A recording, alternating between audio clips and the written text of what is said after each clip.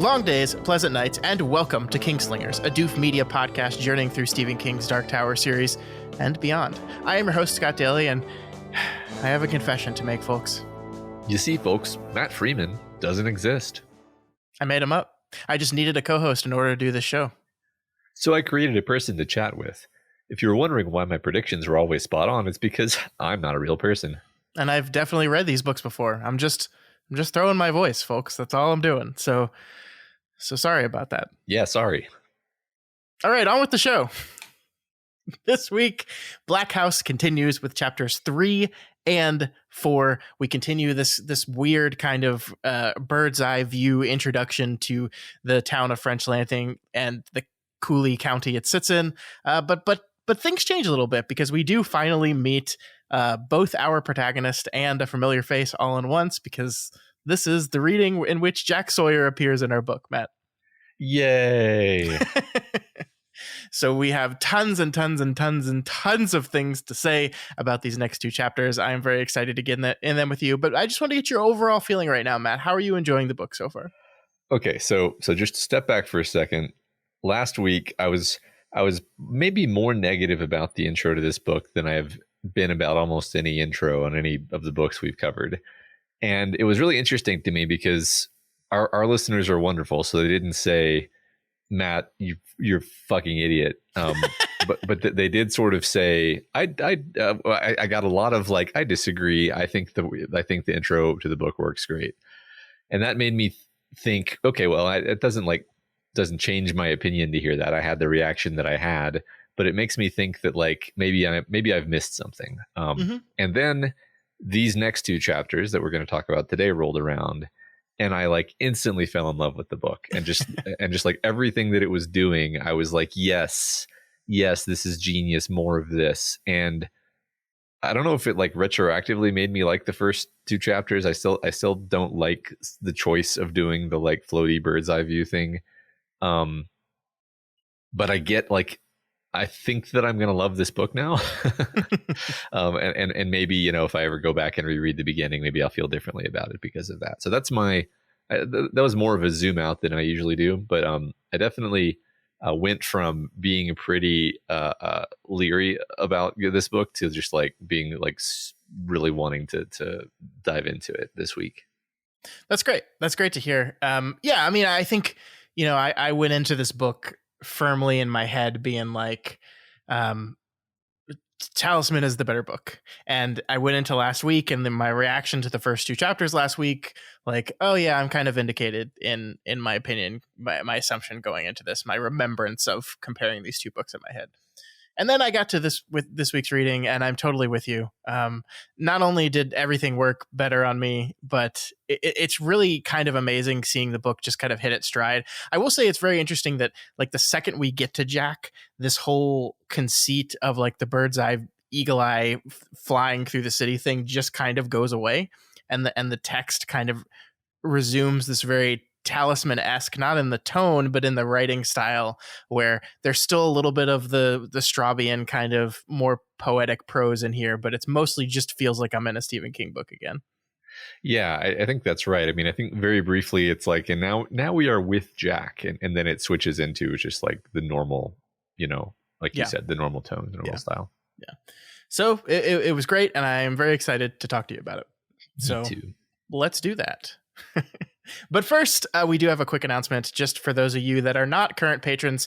This week, we released another episode of our monthly series we call Other Levels of the Tower, which is a Patreon exclusive podcast where we just kind of chat about adaptations of Stephen King. So this month, we watched Gerald's Game, and we talked all about it. Another Mike Flanagan. This is us. We're going to cover everything that Mike Flanagan does in some way, somehow.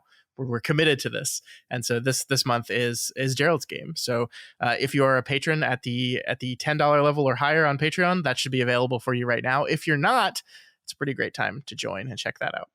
It is, and you know, I'll just say I was kind of intimidated by the idea of Patreon for a long time. Like this was a while ago, obviously, but like Patreon. You just literally just go to patreon.com/doofmedia, and the website is very user friendly in a way where it just kind of quickly takes you to where you want to go, and the experience is over. I just remember hesitating to become a patron to a lot of stuff that I liked because I was like, I don't know about this Patreon thing. And then once I did it, I was really glad that I did it, because like a lot of the bonus content for a lot of the shows or things that you may enjoy is actually worth it. I think our bonus content is worth it. So that's just my little extra nudge of like, if you don't have a Patreon because it seems intimidating, just try it, and I think it'll be okay. Yeah. I mean, the cool thing about Patreon is that you can sign up to be a member of something, and if you're not feeling it, you can just drop out. And a lot of places do this. I mean, I don't think we've ever had the request, but like if someone said, hey, I subscribed and I'm really just not a fan of any of this stuff, can you please just refund me my 1 month payment? Like I'd probably do it because like it's totally fine. So yeah, sure. I love Patreon, and not just because they've been very good to us, but I support so many other shows and independent people. It's really fun. So yeah, I'm glad that it exists. Me too. So that is Gerald's Game. Check it out. It's patreon.com/doofmedia. Great conversation. Really enjoyed that movie. Really enjoyed our talk about it. Me too. All right, let's get into it. Chapter 3 of Black House. We begin this chapter by leaving Tyler Marshall, the soon-to-be fisherman victim, behind and fly southwest towards the radio tower.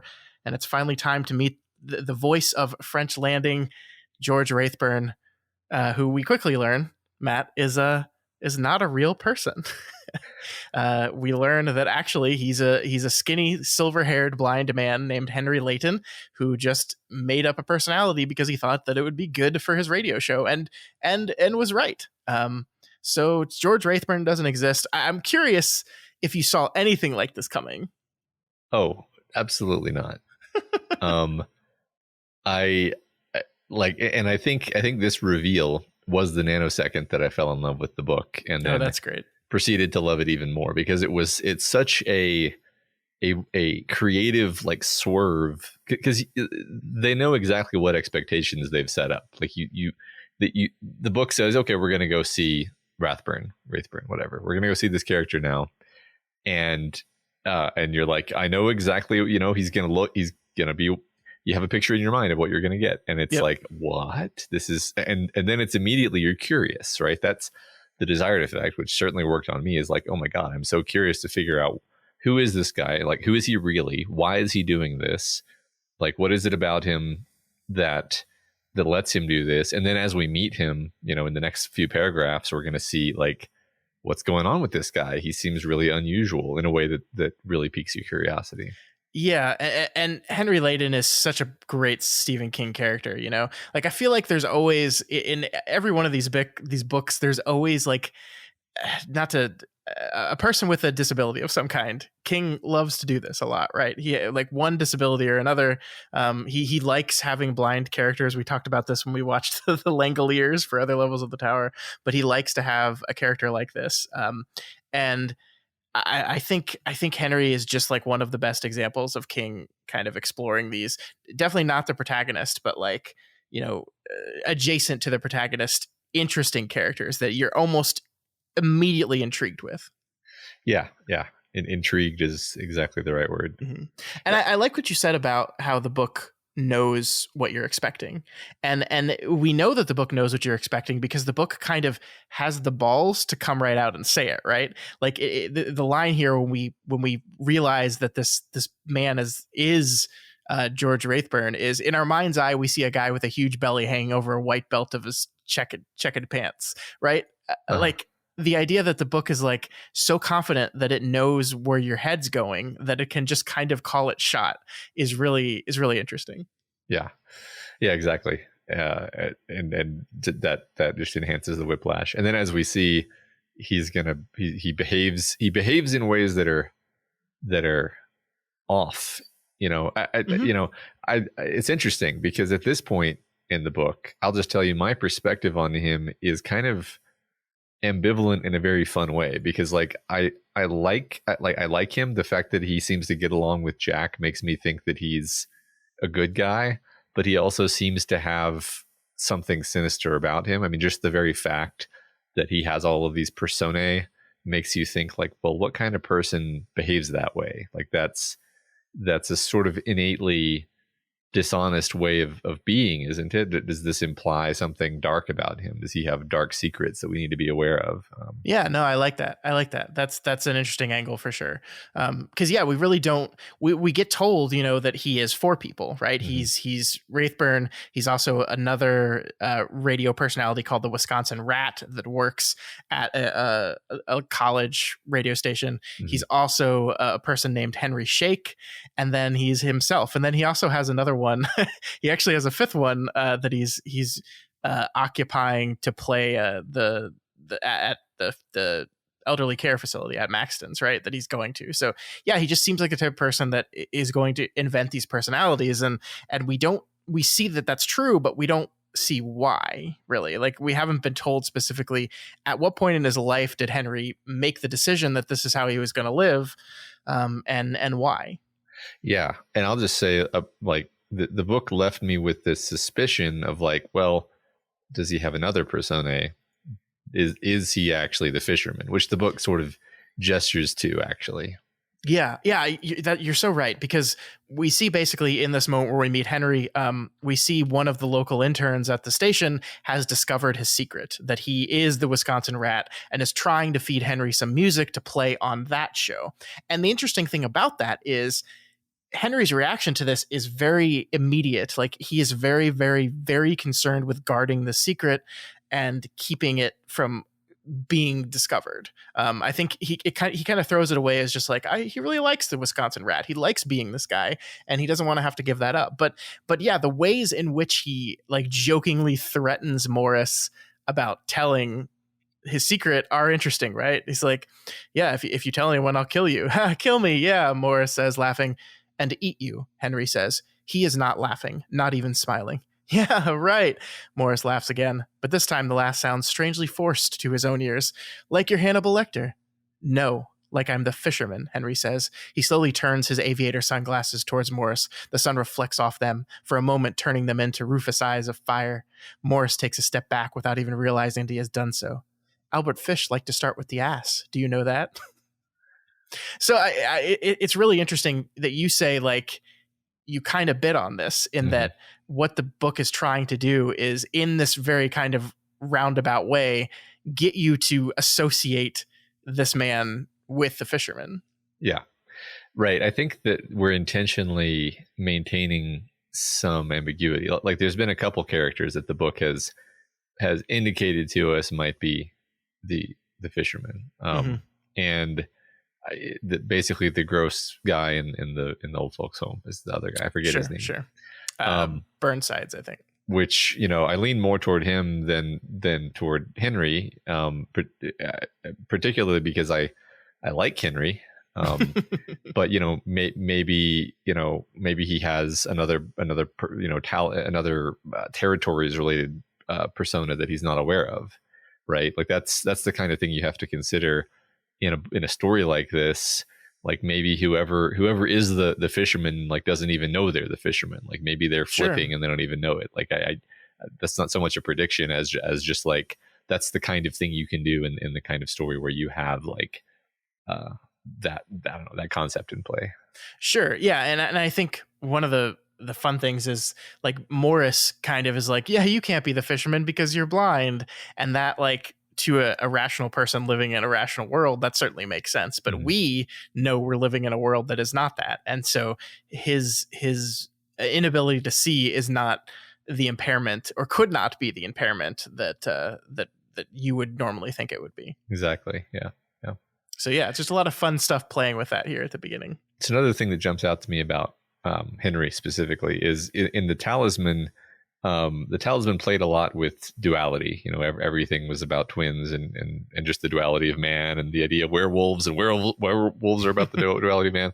But as far as I can recall, it really was always strictly about duality, as in two sides. And here we have Henry has 4 or 5 parts, 4 or 5 sides. And I don't know if that is meaningful. I just think it's interesting that it's more about multiplicity here, maybe, than duality per se. Yeah, no, I like that for sure. I also love the bit here. Just as a kind of a side note, Morris is trying to show Henry this band called Dirty Sperm, who we see were formerly known as Jane Wyatt's Clit. It's just, I mean, it's just fucking hilarious. But we also see here that they broke up over political differences. Morris says, then him and the bass guy had this falling out. Something about Dean Kissinger and Henry Aikson, and Ucky Ducky, he's the guitarist, went off to form Dirty Sperm. So that's just a really funny, fascinating thing, because who he's actually talking about here is Henry Kissinger and Dean Aikson, who were both secretaries of state for the United States in the mid to late 20th century.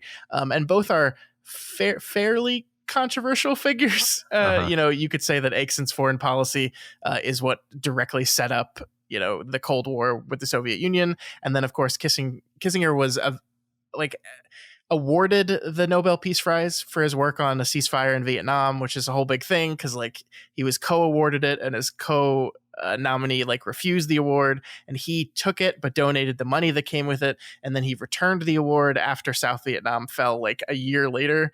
And then, of course, he's in recent years kind of been re-seen as someone who was heavily involved in a lot of America's worst foreign choices, you know, bombing and killing people surreptitiously and these kind of things.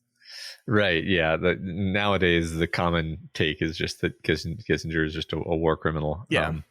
Which is, it's funny because I actually had to look up, like, what exactly did Kissinger do? Because I don't even, like, we didn't learn that in school, really. You know, no, we really didn't. It's one of those, you know, Howard Zinn history things where you only learn it if you look at the sort of non-standard historical records. But you know, this is kind of a funny, you know, idea that this band would have broken up over debates about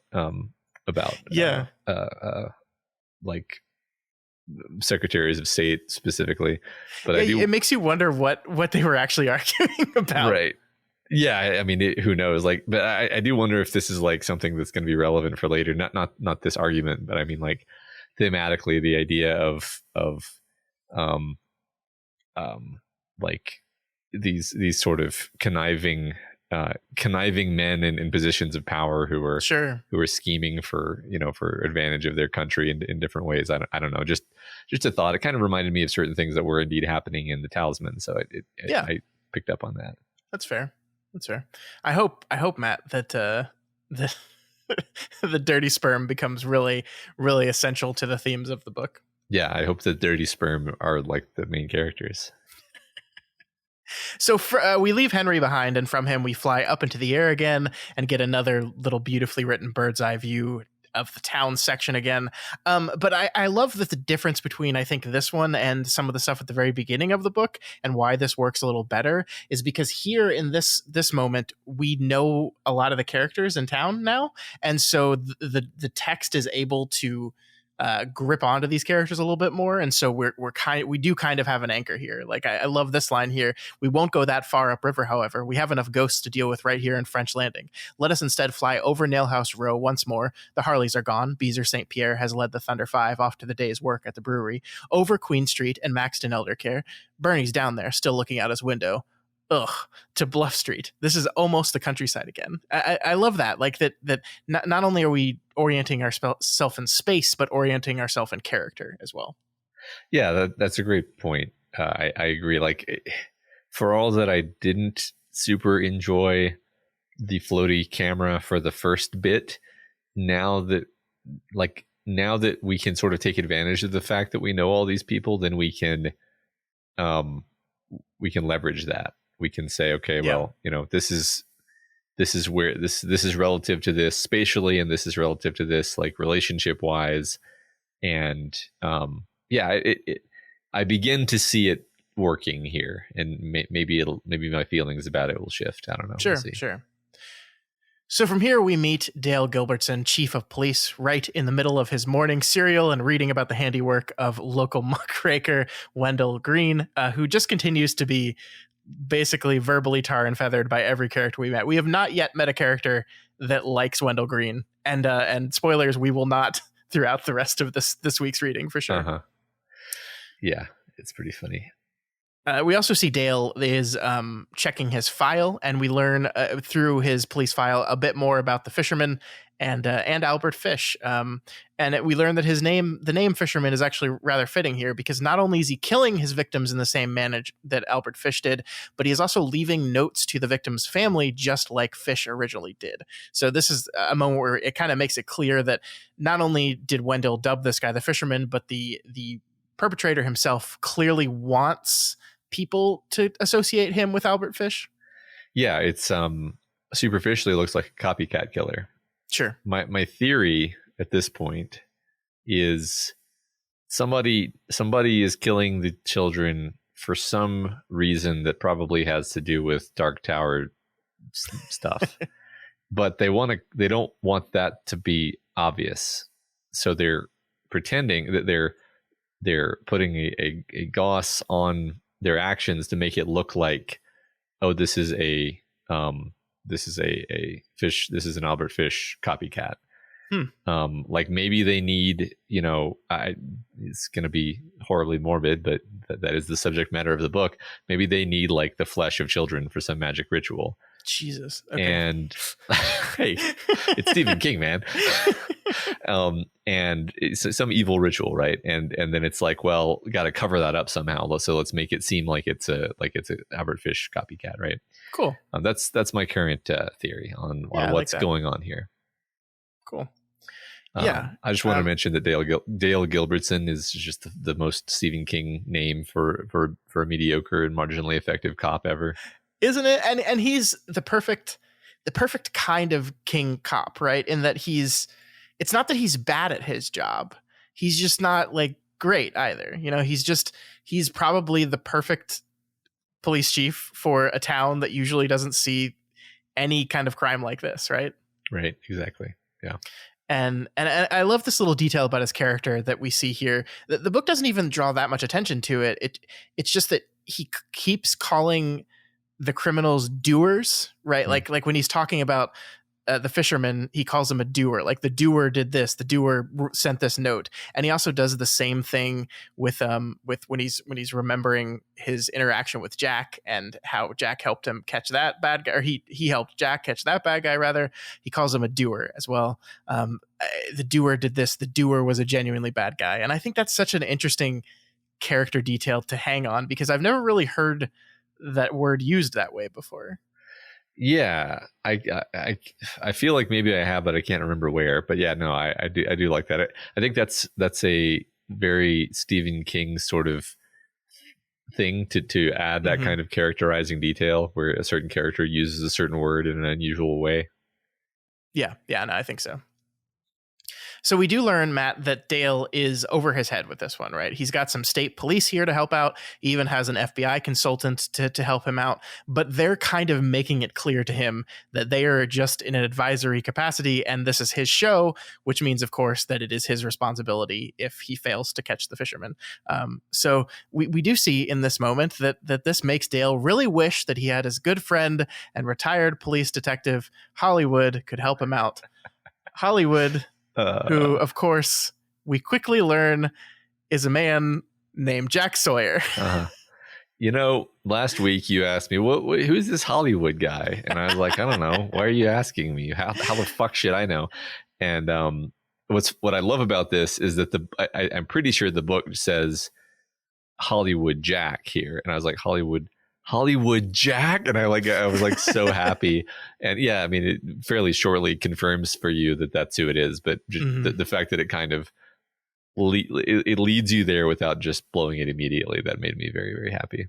For sure. And yeah, this is page 68, at least of my edition of the novel, and this is the first time we've gotten any indication of the character we were probably all kind of patiently waiting to see if was going to be there. Because, I think we talked about this at the end of the last book, where I was like, do you think Jack's going to be in this novel, Matt? And I think you kind of like, yeah, I mean, probably, but you weren't really that sure, because it is very possible that he could not have been, that this could just be, it could have just been, a Territories novel and had nothing to do with Jack at all. But no, we're back with Jack. Yeah, I think somehow I had convinced myself that this wasn't really a straight up sequel so much as just like a very connected novel, and that was just wrong. Like it seems like it's absolutely just a sequel. Yeah. Um, so I do really like the choice that the first time we get information about Jack Sawyer, the adult, we get it from someone else's point of view, right? It's not from being in Jack's head. It's not from his perspective. It's from someone else. And I actually really like this as a technique, Matt, because we, the reader, have an understanding of who Jack is from the Talisman. And that understanding, in my opinion, might color everything we see of him if we just jump right back into his head. So instead, we meet him first through the point of view who's someone from someone who has only known him as adult Jack and known what adult Jack is like. And I think that's really fascinating. It's a really interesting choice to do it this way. yeah, I agree. It lets us kind of sneak up on this new version of the character, and we get to understand him sort of afresh. And I think it helps us not just kind of automatically assume that, oh, this is the same guy who we know, this is the same kid who we know, this is just little Jack Sawyer. It's like, no, it's effectively a new character, because decades have passed. Actually, I forget exactly how long, at least 20 years, right? Yeah, I mean, I think the book took place in 82. And this is so about 20 years. Yeah. Wait. Yeah, that's how math works. So yeah, that seems about right to me. Cool. Mm-hmm. Cool. Mm-hmm. So I love this line about Jack, though. He was almost like one of those storybook detectives. Hercule Poirot, Ellery Queen, one of those. Except that Jack didn't exactly deduct, nor did he go around tapping his temple and talking about his little gray cell. He listens. So this is a really fundamental thing that we've defined about adult Jack here is it's not that he's the Poirot type of detective. He just understands people in a very interesting way. Yeah, right. It's more of his being a psychologist. Mm-hmm. And I got to say, like, my first reaction to Jack being a detective, being a police officer, is I never saw Jack Sawyer when I was reading The Talisman as like future cop. I never saw him as future capice man when I first read that book. Uh-huh. But when you think about it, it does kind of fit, doesn't it? Absolutely. I mean, honestly, I kind of feel like I should have guessed it, because Jack is clearly paralleled to Roland in so many ways. He's the heroic protagonist of his own parallel journey to his own dark tower. Roland was a gunslinger, which is basically, something more than a cop and something slightly less than Judge Dredd. So it makes sense that Jack would grow up to be a gunslinger of a sort, but maybe he's a more intellectual flavor of gunslinger, a more sensitive flavor of gunslinger. He's, so he's a detective. He's maybe a little bit more Ellen than Roland. Yeah, he's an ear slinger because he listens. And like, also, I don't know, like, I don't know. Jack doesn't. What am I trying to say here? I think I have this feeling like this is not going to be a book that's full of gunfights. Mm-hmm. So the reason, like, because like The Talisman was like an adventure, and in an adventure you expect, battles and magic and sorcery and Uzis blowing up trains and all these things. I don't feel like this is going to be the same kind of story that was. I don't feel like this is going to have action in the same way that the other one did. That's just a feeling.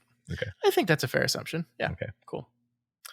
All right. So we learn here that Jack had come out to French Landing to try and catch a murderer, someone that was killing sex workers in Los Angeles, and then actually lived out here, was just visiting. And so he does catch that murderer while he's here. This is that person named Thornburg Kinderling, who, if you remember the cop conversation from last week, that they mentioned this in reference to Hollywood. But we learned that while he was here, he fell in love with Cooley County and ended up buying a house here and moving here, which we'll talk about more in a second. But we also learned that Dale has asked for Jack's help on the case, and Jack has refused to help again and again and again, which seems contrary to the Jack that we know from The Talisman, right? He doesn't seem like a thing that little Jack Sawyer would do. Totally. I'm immediately hooked on the mystery of why he would refuse this, Mm-hmm. And it makes you, at this point, I was thinking like, oh, like, what does Jack know? Like, does he know that this is something he shouldn't get involved in because of his magic knowledge? And then, of course, as the chapters go on, we realize like, well, no, he doesn't know anything. If anything, it's more like an intuition. Mm-hmm, sure. And then this is where we leave Dale here, Matt. We just in over his head, grumbling about how Jack won't help him, and then we fly away. And once again, get some just absolutely quality writing here. I love this section right here. Our hearts groan for a hero, and while we may not find one, this is the 21st century after all. The days not of D'Artagnan and Jack Aubrey, but of George W. Bush and Dirty Sperm. We can perhaps find a man who was a hero once upon a time. Let us therefore search out an old friend, one we last glimpsed 1,000 and more miles east of here, on the shore of the steady Atlantic. Years have passed, and they have in some ways lessened the boy who was. He had forgotten much and has spent a good part of his adult life maintaining that state of amnesia. But he is French Landing's only hope. So let us take wing and fly almost due east, back over the woods and fields and gentle hills. I love the writing there. I love our hearts groan for a hero. But it is worth talking about the general conceit that was just introduced to us here, Matt, because if you recall, at the end of The Talisman, Richard is the one saying, Jack, I feel like I'm going to forget. And you know what? I honestly am fine with that because I want to forget. And Jack was kind of taken aback by that statement, right? He was like, why would you want to forget this stuff? I don't understand. But then here we see that Jack has basically forgotten everything as well and actively maintains that forgetfulness, as we'll see much more explicitly as we move into the next chapter. What do you feel about this choice here to kind of take our character and remove him from his childhood adventures? So I like it, actually. I enjoy the part of the story that's coming up where we kind of see Jack going crazy because he thinks that he's having memories of things that he shouldn't, that sound crazy to him. And sure. And I really enjoy that part. And so therefore I retroactively like the choice of having him forget everything. Cool. I feel like, it just seems like kind of a obviously correct choice, I guess, because I feel like if you did the opposite and he came into the book knowing that there was this magic other world, then that would be too convenient. I don't know. Do you have specific thoughts? Like, how do you feel about the choice? I don't mind it. I've talked to some people that aren't in love with it, but the reason I think it works for me is because, the biggest problem you look at when you talk about sequels and you talk about protagonists recurring is the idea that we're going to reset their story arc in order to tell this next story, right? And so, like, the risk that we're just going to put Jack back to where he was before and then have him relearn all these things. But I think the interesting thing about Jack here is it's actually the opposite of that. And we're going to talk about this a little bit more in the next chapter, but Jack was never the doubting Thomas, like, none of this shit is real person. Jack was always in the Talisman, the person who, like, suspected there was something else going on in the world, and the events of the Talisman were almost just vindication that he was right the whole time. And so this is an entirely new side of Jack Sawyer that we've never seen before. So it's not as if he's regressed. It's as if he's changed in the opposite direction from where we wanted him to change to. And so that is a really interesting place to start a character, because then you can say, okay, what is this guy going to do when he's confronted with both his past and the very real magic shit happening right now in the present? And that's just a really interesting starting place for a character who's been through all this before. Yeah. And, I feel like this is one of the only types of situation that really does lend itself to a sequel, because you have, in the first book, you have a coming of age story. The child becomes a man. And then you have the opportunity in your sequel for, okay, well, now he's a man, but he's an adult in a way that is stultifying and static and stagnating. How do we maybe, I don't know, maybe re-inject some childish wonder into his life? So the idea isn't like, oh, we have to reset his arc and start over. If anything, it's like you take an adult and you reverse it, right? You reverse the arc, if anything, or you just take, you take a different starting point and you go to a different ending point. Mm-hmm. Which would also be fine. But like, I think the danger of accidentally retreading the same story arc plot points when the first one was a coming of age story and the second one you have a fully adult character. I just think that's pretty safe. Actually, you're probably not going to do a boring retread. Yeah, that's fair. All right, so before we end the chapter and go hang out with Jack for a little bit, we do have one more thing to talk about here, Matt, because the camera, as it were, flies over a bar where the Thunder Five usually hang out to drink their own concoction, their own brew, which is what kind of beer, Matt? It's got to be the Kingsland Ale. It is Kingsland Ale. For those of you that might have forgotten, Kingsland Ale is the beer that was spilled on the road when the cart tipped over and that poor young child died. That kind of started Jack's journey through the territories. So it's a really interesting choice, right? Because it's not the same beer, but what we're seeing in French Landing over and over again is these kind of winks towards connections with the territories, right? We haven't seen anything explicit, but we get like references. We've already talked about a few of them last week, but just these are references and gestures towards the territories that are not explicitly territories related, but anyone reading this book who had read The Talisman is going to pick up on them. Yeah, and the fact that we kind of know this is one of those borderlands places, it makes us feel like this is just a part of the world that has strong connections to the territories. Sure. All right, so we move on to chapter 4, our second and final chapter of the day. And this chapter brings us back in time to 3 years ago when Dale was taking our friend Jack Sawyer to check out his father's old house and to see if he'd be interested in buying it. We see here that Jack is kind of in absolute awe of this place, just not like the house, but the area around it as well. He's just in love and awestruck by it. And the book does not come right out and say this, Matt, but I think we can reasonably assume that the reason why he is so awestruck and blown away by this place is that it kind of reminds him of what the territories look like. You know, it kind of reminds him of what the territories feel like. Even if he can't remember them, like it feels right to him. I love the writing here. It says, the short drive to a place he had never seen before felt like a long delayed journey home. Everything he saw seemed charged with remembered meaning, a part of him, essential. Everything seemed sacred. He knew he was going to buy the nice little place, no matter what it looked like or how much it cost. Not that price could have in any way been an obstacle. He was going to buy it. That was all. Yeah.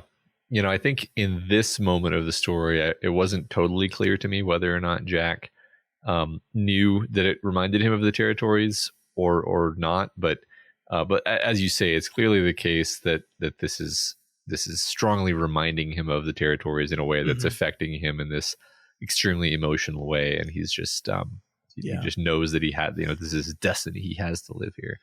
I mean, and it brings to question, something we talked about at the end of The Talisman that I had kind of forgotten about until we reread it, was this idea that the white or Gan or whatever you want to call it kind of manipulated Jack into going on this mission for the white, right? To free the talisman and release the white again. And so the immediate thought is here, okay, well, why is Jack in French Landing again? Is he here to run away from his past? Is he here because this reminds him of that past?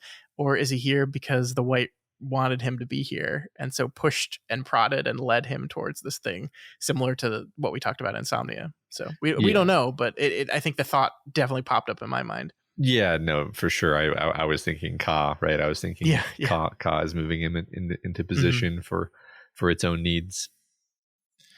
I do also really like this little bit here where we learned that Jack has kind of lived a charmed life in a lot of ways. Like the text here says, in all honesty, I'm a lot luckier than I deserve to be. It would be the truth, too. Ever since we last saw him, our friend has been blessed, if it is a blessing, with such extravagantly good luck that he no longer dares to play cards or bet on sporting events. When you win almost all the time, winning tastes like spoiled grape juice.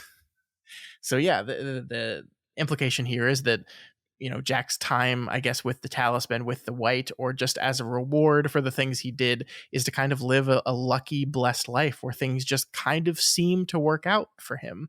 But I love the idea that the book is introducing here, that this is, something that many people would see as a good thing, but the book is kind of also showing the cursed side of this, that this is actually like, it is a thing that has left him with a distaste that is not altogether enjoyable. Yeah, I mean, I love it. I love the trope of the character with supernatural luck, but who can somehow simultaneously never seem to catch a break. My favorite example of this being the Wheel of Time character Matt. But yeah, like you said, it's just a fun juxtaposition. Yeah. And speaking of some can't catch a break stuff, we learn in just kind of a throwaway line here in the middle of a paragraph that Lily Kavanaugh Sawyer has died. And this is why, folks, you shouldn't ask for sequels to your favorite novels, right? Because at the end of The Talisman, everything was fine. Jack saved his mom. He was a hero. He was blessed by the white. Hooray! The story's over. We can move on with our lives. But if we're forced to pick up the story again, it forces us to accept the reality that, hey, no, people don't live forever. And especially older people after we fast forward 20 years. So Lily is dead. Jack has forgotten his journey and possibly the lessons he learned on that journey. And now we see is a prematurely retired police detective that is hiding out in the middle of nowhere, Wisconsin. So it's not the rousing good time that you were maybe hoping your character would live from the moment his story ends in the last book. Right. Yeah. I mean, I think this is in keeping with what we've seen as a more nihilistic tone for this book. Sure. Relative to the last one by seeing like, oh, she's the whole thing we were trying to do. That literally the whole mission of the first book was to save Lily Sawyer, Lily Kavanaugh, whatever. She's dead. She did. Okay. So this is it's so far I really do feel like the book has been darker, more nihilistic, more like you're the default assumption is that you're going to lose, and sure, we that child over there, that child's going to die. Yeah, it's much darker. It reminds me so much of Dr. Sleep in that we left The Shining with little Danny Torrance escaping with his life barely and his mother and like escaping this thing, and then Dr. Sleep picks up and says, well, she died. Oh, he's also an alcoholic now too. Hooray. It's just like, I feel like you want to kind of get mad at the author for doing this, but like also, what did you expect? Did you expect like your character to just be sunshine and roses from now on? And I think that's one point he's trying to make with these things as well. I think you're right. Yeah. So we now jump ahead to after Jack has bought the place and has asked Dale over to help him hang some artwork. And I really just love Dale kind of walks into the house, which was the house he grew up in, and he looks at it and he sees it looks completely different. But then he realizes something. Instead of transforming the old place into something it was not, Jack had simply seen more in it than Dale ever had. The leather sofas and chairs, the glowing rugs, the wide tables and discreet lamps had come from another world, but fit in perfectly, as if they had been made specifically for this house. Everything he saw beckoned him in, and he found that he could move again. I just love this idea, right? This just general idea of like, Jack has like magical fucking powers in everything he does, and one of his magical fucking powers is like he just sees things and understands the perfect way to that he's got like super decorating powers as well. Yeah. Well, it is sort of like the ability to bring the magic out of a place. Like it seems sort of almost territories adjacent, where it's like it's still Earth, but he's bringing a little bit of the magic into the place that he's in. And I agree. Like you drawing attention to this, I think is totally appropriate, because it's like, this is some of the stuff about this book that makes me so happy for some reason.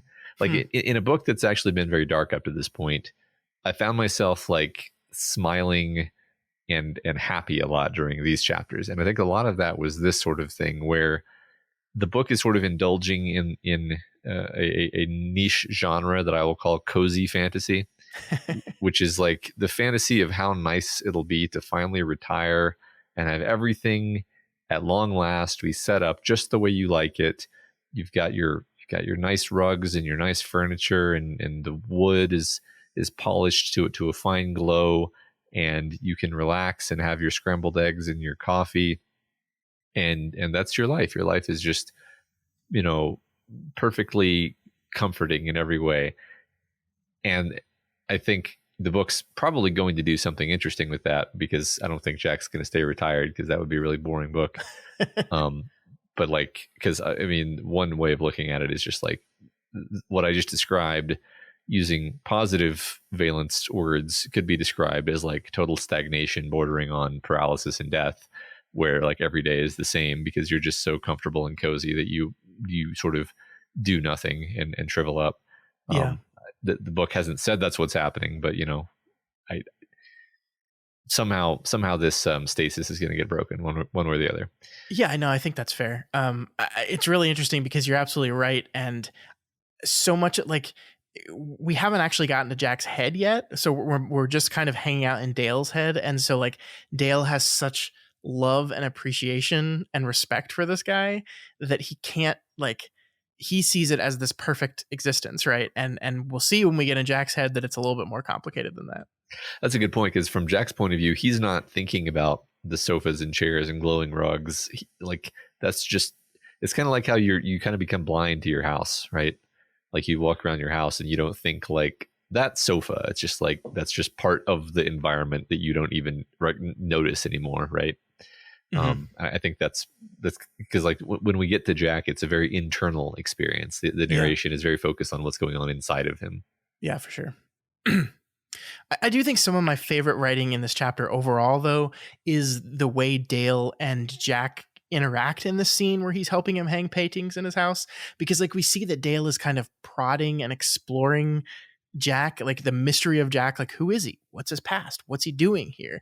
And the way that Jack kind of communicates to Dale in a wordless way that these topics are basically a no-go for him, that those doors are closed and I'm not opening them. It's really fun, interesting writing, and I like how it makes you see that Dale is obviously not the best detective, but he is still like a detective. He's still a police. He still like thinks about these things as part of his job. It makes me remember, Dan Caffrey from the Losers Club on our guest appearance on their podcast last week, which you should check out if you haven't yet. He mentioned that Black House in his mind was kind of like a proto-King crime novel, that he wrote this book in the early 2000s, and then it really wasn't until the 2010s that King like really dove full force into just writing crime detective mystery books, which he wrote quite a few of in that decade. It's stuff like Dale the Detective here that I really agree with that he's really starting to be more and more interested in like how to write from someone trying to solve a mystery's point of view, and I think Dale is really great with that here. Yeah, no, I agree. That's an interesting point about King shifting into writing mysteries. I guess I didn't know that actually.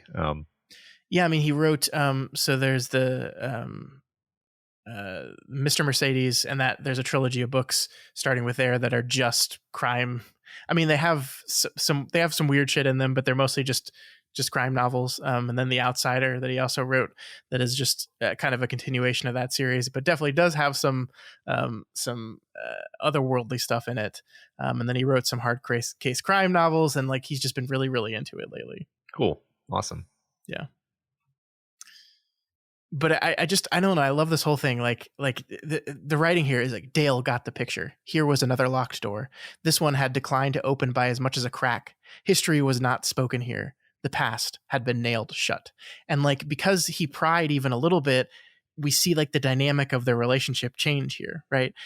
Because I love the beat where like Dale is like looking at the steaks in the grocery bags and being like, all right, well, just like waiting to be invited back to dinner. But Jack has basically like just gone, no, we're not doing that. That's not what's happening here. Yeah, it was good talking with you, buddy. And get out of my house. Get out of my house. Jack comes off as such a dick here that, if anything, it really emphasizes how much Dale likes him, that he's willing to overlook it. Sure. Yeah. Yeah, I guess that's interesting to think about, like, what is our takeaway supposed to be here, right? Because, we knew Jack as this incredibly kind person who would like welcome anyone in, and we're seeing here that he's got these walls up, and we don't quite understand exactly why yet, and why he would push back against this person so much that he wouldn't even invite him to stay for dinner. Yeah. It's a very interesting mental state that we find Jack in, because it's like he knows that there's something that he can't let himself think about. Yeah. And that's a fun tension, because it's like, well, what is it? But he can't let himself look at it. And like, he knows it's going to be so disruptive and bad for him if he looks at it, that he just but at the same time, he can't not look at it, because once you know that something of that magnitude exists, then how do you not just kind of pick at it? Yeah. Yeah. No, I like that for sure. We'll see. We'll see where it goes. I don't know. We will. We will. But from here, we move from the flashback back to present day with Jack sitting in his kitchen, frying out an omelet and avoiding reading the morning paper, which is like a beat that we've hit multiple times, right? It's like every one of the characters we've touched briefly have been doing some version of the same thing, right? Making breakfast, avoiding looking at the paper, eventually being forced to read the paper. That's true. Yeah. No, it's a fantastic point that the newspaper is treated as this talisman. This thing that recurs in all these different characters' stories. Yeah, absolutely. Yeah. It's really funny that I didn't consciously notice that we were doing that newspaper motif thing, but yeah, you're totally right. And it's here, Matt, that we get in Jack's head for the first time in the book. And I gotta say, like, it's as if the narrative just kind of completely shifts as soon as we're with Jack. Like, I think this kind of eagle eye flying and weaving through the town conceit that the book has had for the last 3.5 chapters, it just completely is abandoned the second where we dive into Jack. Like, it's just like we move on to in my opinion, much more standard, more anchored King writing, where we have our character, we're in that character's head, and we're going to just experience the book through them. Yeah. I think you're right. And, as much as I was already kind of starting to love the book, once we locked into Jack's head, I was like even more swept up into it. Yeah, for sure. And so we get to meet Jack Sawyer properly here, and he's described by the book as just, man, I love this writing so much. Just by looking at him, you know that he is one of those persons to whom others turn when they feel stumped, threatened, or thwarted by circumstance. Intelligence, resolve, and dependability have shaped the cast of his features so deeply that their attractiveness is irrelevant to their meaning. This man never pauses to admire himself in mirrors. Vanity plays no part in his character. It makes the perfect sense that he should have been a rising star in the Los Angeles Police Department, that his file bulged with commendations, and that he had been selected for several FBI-sponsored programs and training courses designed to aid the progress of rising stars. A number of Jack's colleagues and superiors had privately concluded that he would become the police commissioner of a city like San Diego or Seattle around the time he turned 40, and 10 to 15 years later, if all went well, step up to San Francisco or New York. More strikingly, Jack's age seems no more relevant than his attractiveness. He has the air of having passed through lifetimes before this one, of having gone places and seen things beyond the scope of most other people. No wonder Dale Gilbertson admires him. No wonder Dale yearns for Jack's assistance. In his place, we would want it too, but our luck would be no better than his. This man has retired. He is out of the game. Sorry, damn shame and all that, but a man's got to whisk eggs, and he's got to have omelets, as John Wayne said to Dean Martin in Rio Bravo. I mean, it's just perfect. It's just perfect. And it's really interesting, too, that the way the book describes Jack is he seems like the perfect human being, right? The perfect specimen of humanity, right? Like, everyone loves him. He's smart. He's good looking. He's attractive. He's not vain about it, though. He's not conceited. He's just the perfect specimen of humanity. Yeah, right. He's kind and worldly, and he just gives off this aura. But he's not doing so well inside, though. Yeah, that's the great irony of this, is because the next line here is, what we have here is a spectacularly lonely man. Loneliness has been Jack Sawyer's familiar for so long that he takes it for granted. But what you can't fix eventually turns into wallpaper, all right? So yeah, we have this perfect guy who's good at everything, who has a charmed life, who in his line of work would have been the best of the best, probably been recruited by the Men in Black. And he's miserable. He's absolutely miserable. Yeah, it's such an interesting evolution of this character that we thought we knew. I correct me if I'm wrong, but there's no mention whatsoever of like ex-girlfriends or anything like that. Is there? There is. There's a woman that Jack is thinking about, I think when he finds the robin egg, where there's a girl, it never says they were in a relationship, but there's a girl that he knew back in LA who was talking about painting a wall the color of a robin's egg. So you can kind of make the assumption that that was a relationship, but it's definitely not now, right? Right. Yeah. I mean, I guess you're probably right that was supposed to be the implication, but yeah, not now. And, I mean, that's kind of interesting, right? Because if he is this perfect guy, totally handsome, great job, etc. Like, well, why is he not married?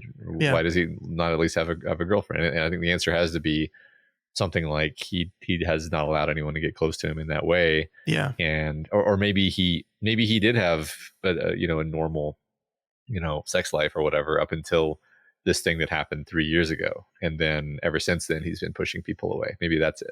I guess maybe we'll see. Very possible. We just don't know, right? He doesn't seem like he doesn't have any family. Of course, we don't see any mention of friends. I mean, we see here that he's friends with Henry, and that's great, and I'm happy for him because Henry seems like a interesting dude. But outside of that, no mention of Richard Sloat either. Like he's a person who has no connections in his life. I mean, that's why it was so easy for him to just abandon everything and move halfway across the country. Yeah, I was kind of surprised that we didn't have any mention of Richard Sloat. I mean, I at this point I actually assume that the reason we haven't had any mention of Richard Sloat is because we're gonna find out about what happened with Richard later, and it's probably somehow significant and meaningful. As opposed to just like, yep, and then we never hear about what happened to Richard. I kind of don't think we're just going to never find out what happened to Richard. Sure, that's fair. So Jack woke up this morning thinking of Wolf. We're not told that specifically, but he refers to himself as Capisman, which of course was a Wolf-ism, and he doesn't know that because he doesn't remember it. But it's just a great kind of level-setting moment for what the rest of this chapter is going to be. Yeah, it's fantastic. I love that. I love the beginning of the internal craziness so much. Mm-hmm. So we briefly jump back in time to an incident at the Santa Monica Pier 3 years earlier, where Jack, having recently broke up with a girlfriend, which I'm just remembering now, Matt, that it specifically says he just got dumped. Jack, just having recently got dumped, stumbles upon a murder scene at the pier. It's really interesting because we're getting some memories of this, but while we're experiencing it, Jack is kind of like actively trying to push it away. And so we see glimpses and pieces of what happened here, but not the full picture. And we can make assumptions based on what we understand about the talisman, right? Like one of the things we see is that there is a carousel here, and we understand the implication of the carousel. We see that there is a bald black man that has been murdered. He is the murder victim. You can make an assumption about, who that was, or maybe not even specifically who it was, but who it was reminding Jack of, that there's a dead black man lying next to a carousel that has very close Speedy Parker connections, right? But of course, because our character doesn't remember any of that, it's all very nebulous and unclear to him, and therefore it can't say anything definitively to us. Yeah, that's true. I mean, I did assume that it was just actually Speedy. I mean, you're right that maybe it was just something that reminded him of it. But I mean, I figured it was Speedy, and that Speedy was murdered. And then if that is the case, then you think, well, why would Speedy be murdered? Like, is something afoot in the territories that would lead someone to think that they need to get Parkus out of the way entirely. But what's funny though is I was searching for all of this meaning and implication there, and then the text says the next thing that the text says. Yeah, the next thing the text says is, what happened was accidental. It was too meaningless to be called coincidence. Coincidence brings together two previously unrelated elements of a larger story. Here, nothing connected, and there was no larger story. Which seems to contradict what I was just saying there. It could. I think one of the interesting things here is that statement being read to us by our narrator, or is this Jack justifying that trying to minimize that incident. Yeah, I mean, I actually think that there's some credence to that. The idea that he knows that there is meaning here, and he's kind of almost coping with himself and telling himself, oh no, there's no meaning here. There's nothing. There's no connection. There is no larger story here. Just a random thing. I'm going to go off into this cabin in the woods by myself and retire now. Yeah, I mean, it spurs, like, it is almost quite literally the inciting incident of the story, right? Yeah, because yeah. it is what directly leads to him retiring at the age of 35 and moving to the middle of fucking nowhere. True. So it does. There is obviously a larger story here. Jack just doesn't want to recognize it. Yeah. Yeah, so we see that exactly happens. It fucked him up so much that a couple months later, he suddenly resigns from his extremely promising career and moves out into the middle of nowhere, Wisconsin, and then goes to work, spending every day pushing this incident as far out of his mind as possible. So we still don't know the full picture of what the incident is. And you wonder, like, the question, I guess, is the text going to explore that incident further?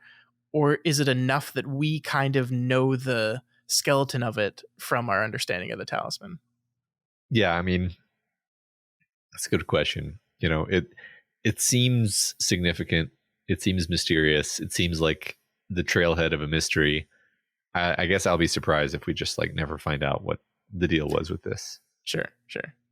I just want to point out here that it is deeply ironic that what caused Jack to run away from Los Angeles is he touched upon a scene that explicitly involved or just was heavily reminiscent of his time in the territories, and that freaked him out so much he fled from it. But he moved to the place that he fell in love with because it was territories-ish, and also a place that happens to be a borderlands with serious slippage going on. It's just hilarious in a way. Yeah, right. It's like anything that explicitly reminds him of it repels him, but anything that implicitly reminds him of it, he's attracted to it. I think that's sure. Really cool. I like that. I like that. Despite his best efforts, though, Matt, it seems that the world of magic keeps pushing its way into Jack's life. We see first here in the form of feathers, red feathers that just kind of keep materializing around him, which we see started even before the murders did. So it's not related to the fisherman, or seemingly not. Yeah. I have no idea what's going on here. Yeah, there's really nothing to grab onto here. I thought about asking you, but I thought that'd be mean because you're not supposed to really know yet. Sure. Okay. We also learn here that Jack and Henry Layton are good friends, and that Jack knows not just one of his secrets, but all of them. Actually, that's how close of friends they are. Yeah, that's cool. And once we reveal that these two characters who we love are actually great friends, I got a big old grin because I love it when Stephen King does friends. Yeah, friends are good, and he writes them very well. He writes them well, and it makes you feel like you're in on it. It makes you feel like you're part of this special privileged dynamic between these two characters, and it's just a great warm feeling. There's a lot of happy, warm feelings in this chapter, despite the fact that everything up until this point in this book has been so depressing. We learned some other interesting news here, though, Matt. We learned that Jack despises Wendell Green as much as the rest of the town seems to, but it was Jack himself that pointed Wendell to Albert Fish. We learned that Wendell, knowing that he's a big shot detective, was trying to get him to give him some quotes or some fodder for his newspaper, and Jack, in his frustration to get him off his back, says, "Hey, go look up a guy named Albert Fish," kind of gift wrapping the fisherman moniker to Wendell, which sets up the situation where Jack feels somewhat responsible for the things that Wendell is now saying in the newspaper, right? But interestingly, not enough to do something, not enough to agree to help Dale, not enough to take the case, not enough to start the investigation. Yeah, it feels more like we're planting a seed for later. Sure, I think that's fair. I do love this part about the spelling bee, though, Matt, because Jack is, while trying to avoid reading about the fisherman, reads about a girl in a local spelling bee losing on the word Apopanax, which I'm not even sure if that's the right way to pronounce it. Yeah, I think it was a Papanax. Okay. In the audiobook. Yeah. I believe me, I didn't know that ahead of time. I love what the text does with this, though. He drops his head and groans. A shudder like a loose electrical wire travels here and there throughout his body, throwing off sparks that singe his throat, his lungs, his suddenly palpitating organs. Apopanax, he thinks. I'm falling apart, right here and now. Forget I said that. The savage Apopanax has gripped me in its claws, shaken me with the fearful Apopanax of its Apopanax arms, and intends to throw me into the turbulent Apopanax river, where I shall meet my Apopanax. What is happening to me? He says aloud. The shrill sound of his voice scares him. I love it. I love the mind process. I love that the right here and now works its way in, and then he immediately is like, no, forget that. Yeah. No, it's great. I love just to say it out loud, like the Jack going crazy here kind of reminds me of Jake Chambers going crazy as he struggles with his twin sets of memories. There we have twinners again in a certain sense. No, I like that a lot. Yeah, and I like that was one of the most fun parts of that book to me. I don't know what it is exactly about that idea that's so fun, but it just works on me. Yeah, no, I like that a lot. And I mean, so let's talk about Apopanax here for a minute, because this is a real word that actually it means something. The most literal translation is juice of the all heal, and so it's basically a plant that just has very strong healing properties. And it comes originally from ancient Greece, where it was called Panacea Herculeon, or basically Hercules, all heal. The specific plant that the Greeks were referring to, though, is called Apopanax chironium. So anything there, Matt? I mean, I figured Apopanax was a made up word, honestly. I missed the connection to the spelling bee thing somehow. My brain didn't register that. But anyway, hey, more Greek myth references, I guess, because we did talk about how the other book was the Odyssey. I don't know. Are we going to continue some kind of Greek tragedy structure here? I guess I'll keep my eyes open for it. I haven't really seen anything that reminds me of any particular, mythic or ancient tale yet. Sure. Yeah, I mean, one of the things that to me is it makes me think, especially with the right here and now, it makes me think of Wolf and how Wolf, said when he got the healing herbs and things for Jack when he was sick, he probably got an Apopanax plant at some point. And the idea that these things in the territories are just more potent, they work better. And so to me, it's kind of like another example of that kind of starting to infringe upon Jack's life. That's a really good connection. The idea of the healing plant. I forgot that was in the book. Totally. Yeah, I think you are onto something. So Jack, in his attempt to make everything normal again, goes and gets some more eggs because he fucked up his omelet. And he opens the fridge, and what he finds in place of his chicken eggs is a single tiny blue robin's egg, which he immediately picks up and throws in the garbage disposal to get rid of, and attempts to rationalize away, and that maybe I just found it and put it in my fridge for some reason. So we just don't know what to make of this yet. It's obviously a recurring motif. Like we've seen possibly robin feathers and now a robin's egg, but no idea what robins have to do with anything. Yeah, no idea. I don't know what robins symbolize traditionally, or if that's even the right question to be asking. So I guess I'll just wait and see. Sure. In his confusion, Jack goes to call his mother, forgetting, of course, that Lily Sawyer has passed away. I find this terrifying, Matt, and I find it terrifying because it's so relatable to me. Like I have both my parents still, and God willing will for some time, but I do have these very distinct memories of when my grandmother passed away, and I remember when like the phone would ring at night. This was folks, young folks out there. This was before cell phones and caller ID, when the only way to tell who was calling you was to pick up the phone. And I remember the phone ringing at night, and I remember my mom like picking up the phone and thinking it was her mom calling her because they used to talk on the phone all the time. And then like seeing the realization on her face when she was like reminded, oh, my mom is dead. Like that's like, so I know that this like Jack's kind of spaciness here is brought on by the feelings of insanity he's going through. But I also think like just momentarily forgetting that a loved one isn't there anymore is a rather common thing that people go through. And it just is awful. And they're like, this is so relatable to me. Yeah, it was a really sad moment, and the story you just told is really sad as well. Yeah. That sucks. I just know what's going to happen to me too. Like that's that's the scary part about it, is I know this is going to happen one day and I'm going to have to deal with this. And it's just, this scene activated that for me. Yeah, no, it's very heavy. Really, really heavy stuff. Mm-hmm. The interesting thing that happens though is something very, very Jack happens, which is when he catches himself and realizes that he's about to call his, or that he did try to call his mom. He laughs. Mm-hmm. He laughs and thinks like, oh my God, isn't this hilarious that my mom's dead and I tried to call her? And it's like, no, Jack, it's incredibly sad.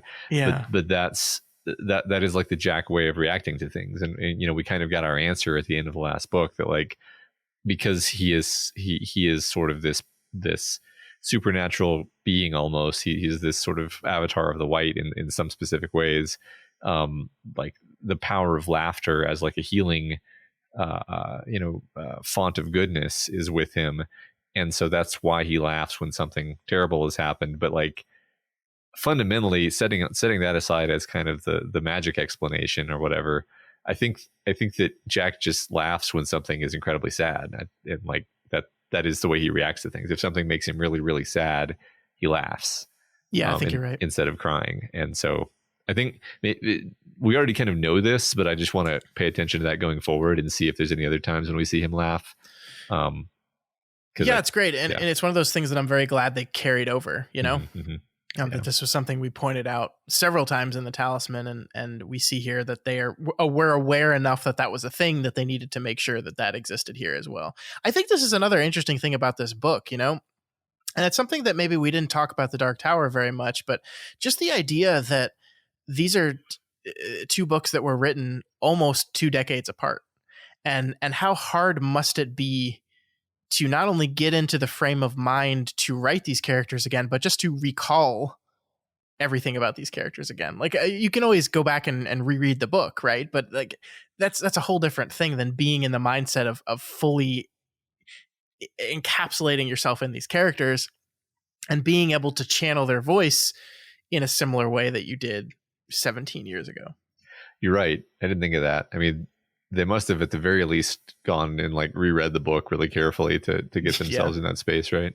Mm-hmm.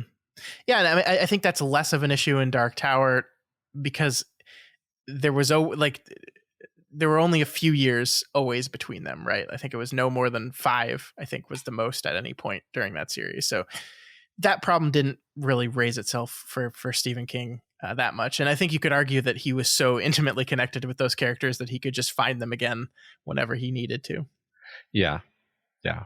And I mean, they've kind of made it a little bit easier on themselves here because they're saying, well, this is 20 years older Jack, so sure, he's going to be a bit different. So we're not actually expecting to just slip into his head perfectly, but we are picking up these details that actually are really, I mean, subtle, honestly. I think if I'd just been reading the book normally, I wouldn't have noticed the laughing thing at all. Like it would have just been a minor background character element that I might have never even consciously noticed.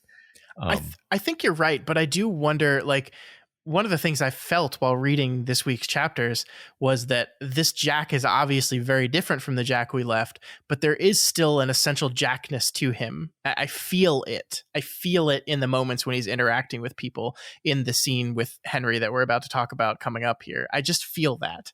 And it's the kind of thing that when you're reading casually is just like, it's not anything specific that you could maybe point to, but it's just this overall feeling. And I do think that the continuity of the uncomfortable laughter does add to that.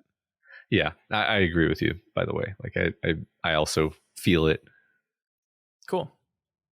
So pushing all his problems away from him like any normal human being does, Jack heads out to pick up Henry from the radio station. Now that his morning shift is over, we see that this is one of kind of Jack's daily activities, that he is responsible for picking Henry up and taking him home and driving him other places as well.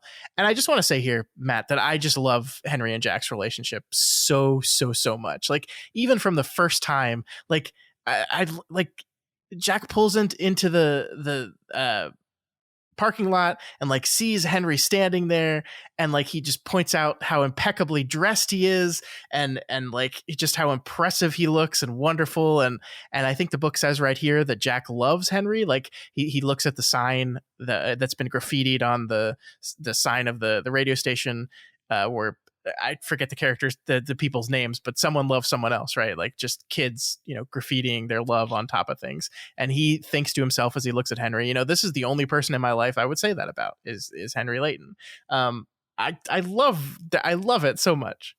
Yeah, me too. I think, like we were saying earlier, I think King and maybe also Straub both like to explore close friendships, particularly between men, Mm-hmm. And these are two men who love and appreciate each other, and it's just very pleasant to read about.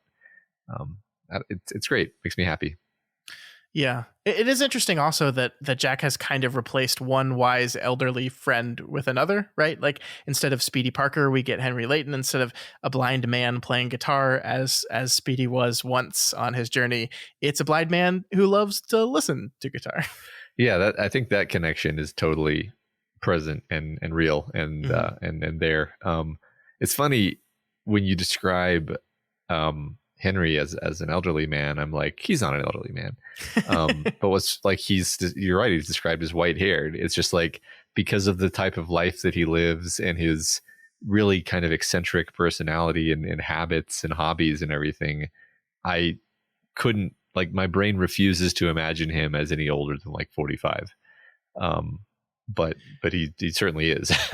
This is really fascinating because I had the exact same experience the first time I read this book. I very distinctly remember like making it most of the way through this book, and then some passage or something reminded me of Henry's age, and I was like, what? No, he's like a young dude. He's like Jack's age. I mean, I think it is a combination of the way he acts. I think it's a combination of his lifestyle and the different personalities that he inherits that you just kind of inadvertently age him down. I think it's so fascinating that I wasn't the only one that did this. Yeah. I mean, just the idea that he role plays this like college radio DJ so perfectly that that everybody just buys it is like, then he must be 30s or 40s. Yeah. No, I like that. Or younger even. But no, he's I mean, it doesn't really say exactly how old he is, but white haired, unless he's like Steve Martin, then he's gonna be, he's gonna be older. Steve Martin, white haired since 20. Yeah, right. Yeah. There's this beat here that I need to talk to you about. Like Henry describes, basically Henry just walks up to the car and without any hesitation just grabs for the door handle and opens it, and Jack is like immediately like, I just don't understand how you do that. And it's really interesting because this is not the first beat of someone asking the blind person, oh, how did you do that? Right. I think Morris did the same thing when Morris kind of walked up to him and Henry immediately knew it was him. And I wonder if this is like a thing that that Henry just has to go through constantly, of people just being like amazed at how he's able to navigate the world while blind. It probably gets pretty exhausting, I would guess. Yeah, it's probably annoying. I mean, I think it's funny because you would think that Jack and him would have had this sort of conversation before, but I think this is just expressing how remarkable it actually must be to see him do that. Because Jack it's just like a spontaneous utterance of like, I can't understand how you did what you just did. Yeah. It's just emphasizing how kind of supernatural this is, basically. I do like the other beat that I think it relates to this, where Henry loves to say things like, I was reading the paper, or I was watching, or like, he's consciously doing it just to fuck with people because he knows it makes them do like a double take every time they hear it. I think this all relates to the same thing, where like this is probably his way of taking revenge on people for just being completely unable to understand how a blind man like exists in the world. Right. You imagine him carrying around a newspaper just to make people like, oh, huh? Yeah, he totally would do that. Yeah. I could imagine him being like, hang on, let me get my reading glasses. Right. Yeah, totally. Yeah. But we do see that the reason why Henry can find the door handle so easily is that he does have a kind of superhuman hearing. And I don't think the book is very explicit on whether like this is just the way blind men hear, or is Henry, special in a certain way. Like the one thing we see here, that the example of this is that Jack, we learn Jack goes over to Henry's and reads to him regularly. And Henry discovered Jack's secret, discovered that he was the son of Lily Sawyer just from hearing the way he talks and pattern matching that hearing to movies of Lily Sawyer that he listened to, which seems to be like not just great hearing, but like super hearing, Yeah, totally. I mean, I don't think it's a huge stretch in this Dark Tower novel to say that something magical is going on. Definitely seems to have supernatural hearing powers. The question to me is more like, does Henry know that he has supernatural hearing powers, or is he just like, is he the kind of guy who just assumes that every blind person can do this? Sure. Or maybe he thinks like, yeah, I have a talent, but he doesn't think of it as being any more than that. Yeah, I don't know. Interesting. So as they drive through town listening to Dirty Sperm, they come across a group of 4 kids riding their bikes, one of which we're told is the soon-to-be fish food Tyler Marshall. I really love when King does stuff like this, though, Matt. We see these 4 boys all together. We see them distinctly as well. The first is clearly the leader of the group and the natural bully, we're told. The other 2 just imitate the bully by flicking the truck off as well. But then Tyler is different. He's immediately declared as kind of the kindest looking, the most innocent looking of the group, who is the only one of the 4 that's kind of enjoying the music they're listening to, and thus incredibly cool without knowing it. And of course, he is the one that is going to be taken. We declare him as all these things. He's better than the other boys around him, and that will be his downfall. Yeah, we drop that little turd right into the middle of this otherwise beautiful scene of friendship and camaraderie. Well, we don't want you to forget what kind of book you're in, Matt, because this is a book where there's a serial killer kidnapping and eating children, right? So yeah, you can't forget that. It's true. The 2 continue to chat, and the subject eventually turns to the fisherman. And we see here that Henry is pressuring his good friend, pressuring Jack to help his nephew Dale out, to help him out, to join the case. He doesn't understand why he hasn't done that yet. And I love this here. I hope you'll forgive me, Jack. Here you are, the person I know you are, with the skills you have, which are certainly far beyond Dale's and probably well beyond all the other guys. And I can't help but wonder what the hell your problem is. I love it. I think it makes their friendship seem even more solid that Henry can speak to him this way. Yeah. Like, you're right, because one of the things we saw is that Dale pried into his past so subtly, right? Like he just asked him if his parents were alive, I think. Or if his parents were to come visit him at any point. And then he just asked him what his most challenging case back in LA was. I think the text even describes it as a softball question, right? And yet Jack immediately puts his walls up and basically we know he's close with Dale, but like they're not friends really. Like he's appreciative of him, but they don't seem buddy in the way that Henry and Jack are.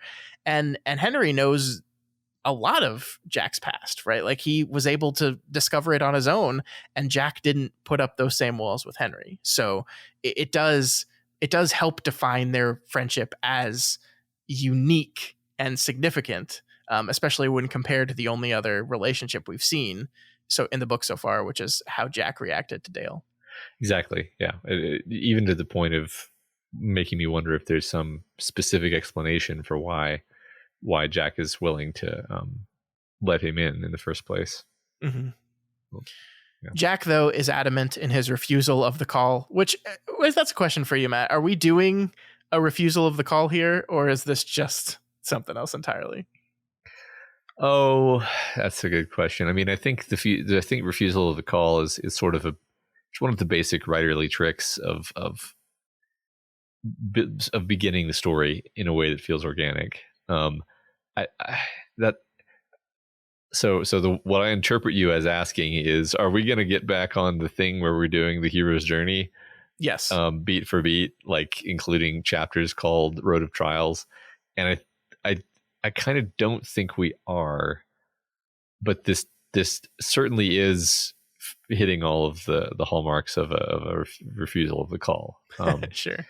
But I think that's just because that's sort of how you need to tell this story. Sure, that's fair. So Jack is adamant, though, so we kind of move on. And we see here that the conversation moves on to Henry's problem, not Jack's.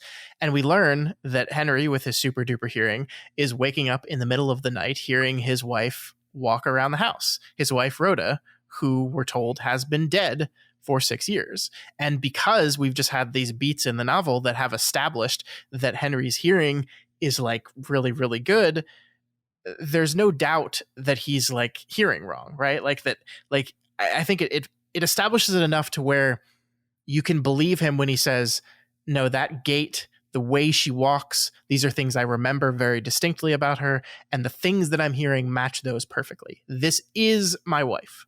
I am hearing my wife. There's no doubt that like there's an animal in my house or someone sneaking in the middle of the night. This is Rhoda, and we believe him in that because we've had demonstrations of how good his hearing is. Mm-hmm.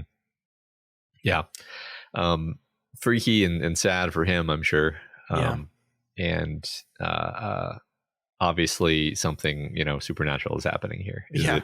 Is it a ghost? Is he hearing some echo coming from, another realm? Who knows? We'll find out, I'm sure. And you know what? The good thing, Matt, is that Jack Sawyer is the perfect person to come to with this problem, right? Jack Sawyer knows all about this Seabrook Island stuff, and he knows that sometimes there's no rational explanation for weird things. Sometimes magic is just real, and sometimes the crazy is possible. And sometimes, you just got to embrace the weird stuff that's happening around you. So he looks Henry dead in the eye, and he says, think about it. We live in a rational world. People do not return from the dead. Everything happens for a reason, and the reasons are always rational. It's a matter of chemistry or coincidence. If they weren't rational, we'd never figure anything out, and we'd never know what was going on. And then you go, wait. Wait, what? Which character is this? Yeah, did Richard Sloat rename himself Jack, and this has actually been Richard the whole time? Yeah, it really, it actually... assuming that's a joke, it seems like yes, it's a joke, man. Seems like Jack, upon rejecting the memories of the territories and growing up, he found his old friends' ways of thinking useful in warding off those memories. Yeah, in a way that is almost frustrating to us, the reader, because we had a whole book kind of rejecting those ways and saying those are wrong and bad. Richard's arc in that book is to kind of let go of a little bit of that. Right. It's interesting to me because there's nothing inherently irrational about the idea of magic. Like if you learned that magic existed, then you could just apply like the standard tools of deduction and logic. Right. Like, oh, okay. I love that this is where you're going with this. Well, it's I think it's interesting how the idea of like rationality and magic were opposed to each other. And it's like rationality just means like thinking things through, and, effect following cause fundamentally, which, if you're a detective, right? If you're a detective, you're somebody who thinks a lot about cause and effect and the subtle machinery of the way the world works. And I think you have to have a fairly robust and sort of frank rationalistic worldview to be a detective, because you have to you have to have that sort of original seeing skill of just like seeing things the way they are and not the way you want them to be, which I don't know. I don't know where I'm going with this other than like maybe with this book, we're going to go in some kind of fusion of the idea of rationality with magic. I don't know. Probably not, because King seems to consistently see those two things as being in opposition. And this is just me being weird. But I mean, I think I'm just reacting in this moment to the fact that it obviously makes no sense that Jack is saying this, right? Because we know him. It is diametrically opposed to the person that he is, and so it comes off as exactly which it is, which is him saying these things to Henry while desperately trying to say them to himself, because he is being contradicted at every angle with that the things that are happening to him right now have no rationality to them in the way that he understands them. Right. In fact, the setup for the scene is, I believe, Jack is thinking about sharing his struggles with Henry, and then kind of before he can make up his mind on that, Henry shares with him this weird thing that he's encountering. And so Jack can't be like, oh yeah, that is weird. And also, here's my problem on top of something as serious as I'm hearing my dead wife bump around the house. Yeah. But yeah. I love the point where he goes, waking dreams are actually like really common. They're not. it's just they're happening to him, and so in order to justify them, he's saying that they're very common. It's really great. Like, you can just the way the writing allows you to just see through this entirely is just really wonderful. Yeah, I agree.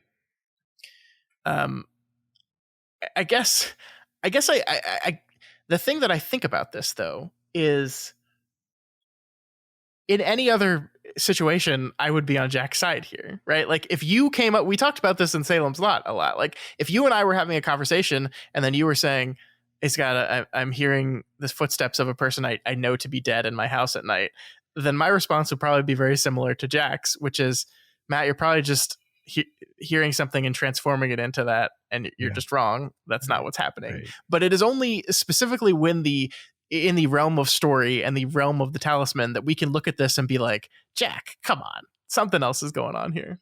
Right. I mean, especially when we've gone out of our way to explain that he has magic hearing powers. Yeah. So Jack effectively convinces Henry that nothing is going on, or maybe not. They finish the drive back to the house and agree that Jack will be coming over later that night. They're going to start a new book, Matt. Jack reads to Henry, and that's part of their friendship. And tonight they're starting a new book. They're starting Bleak House by Charles Dickens, which is, like a lot of Dickens novels, too complicated to really summarize here. It's got like 700 characters and is incredibly long, and it's Charles Dickens, man.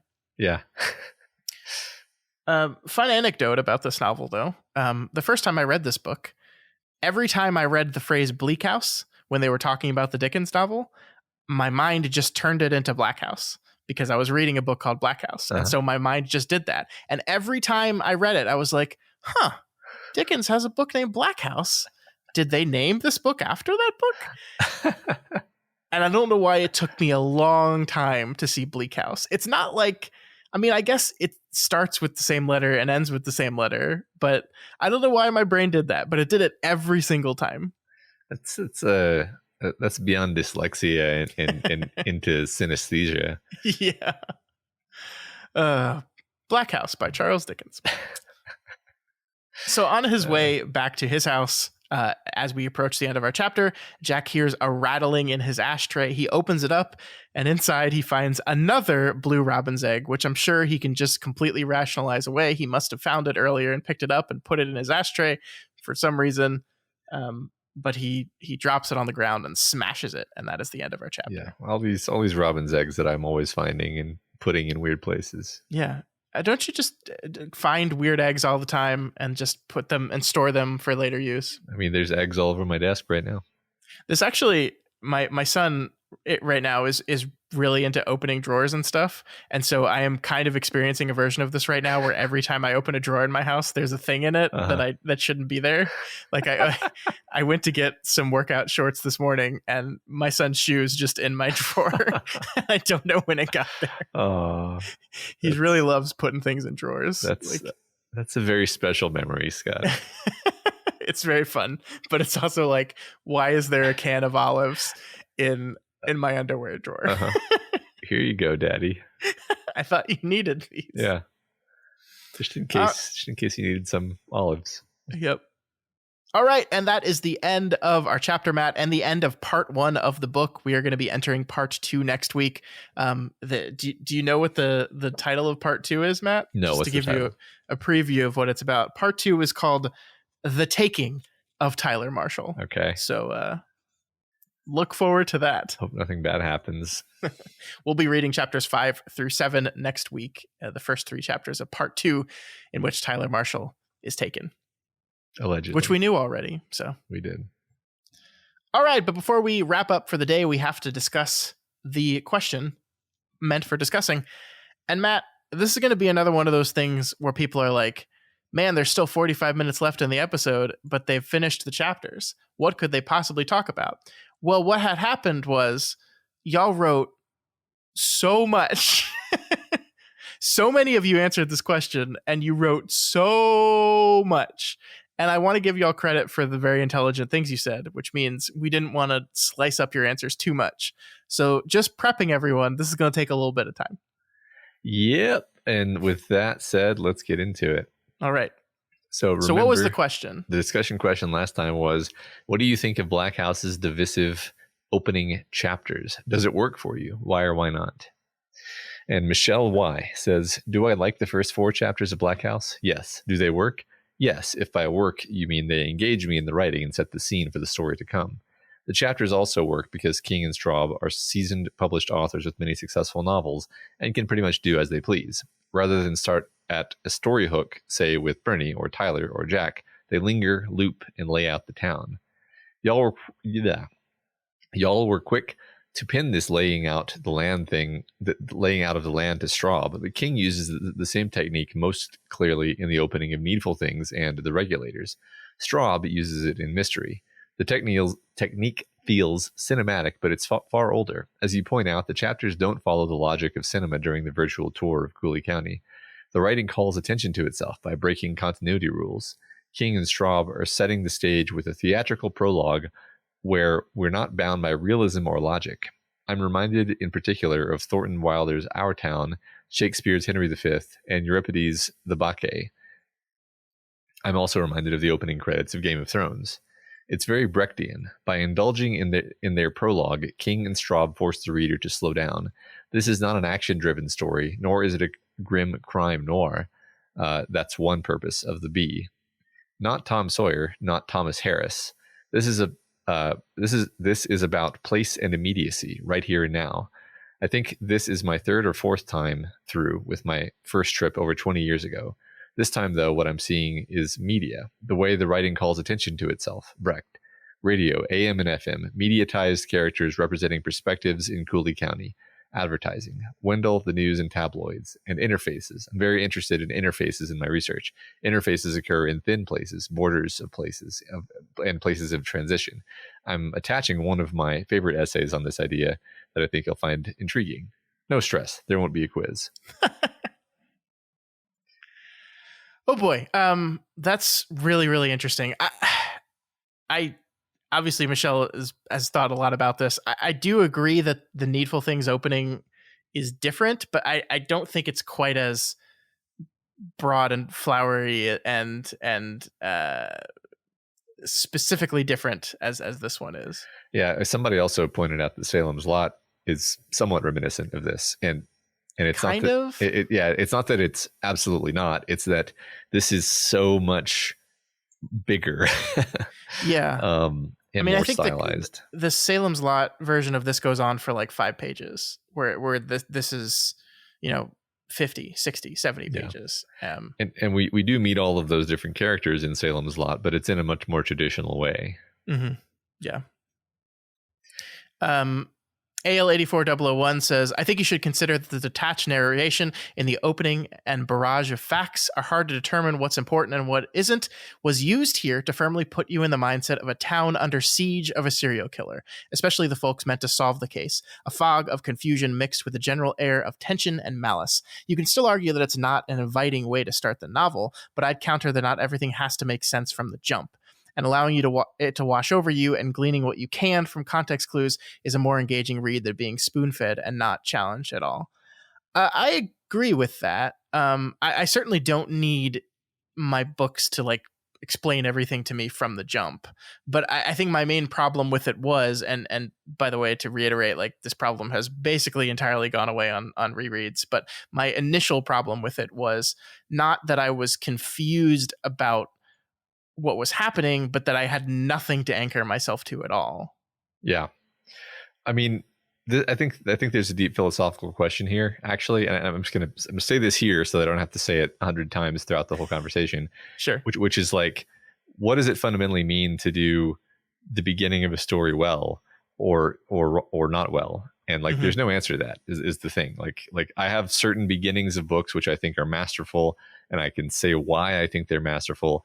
And then if I hand you a book and the first 70 pages of the book are just the letter E over and over and over,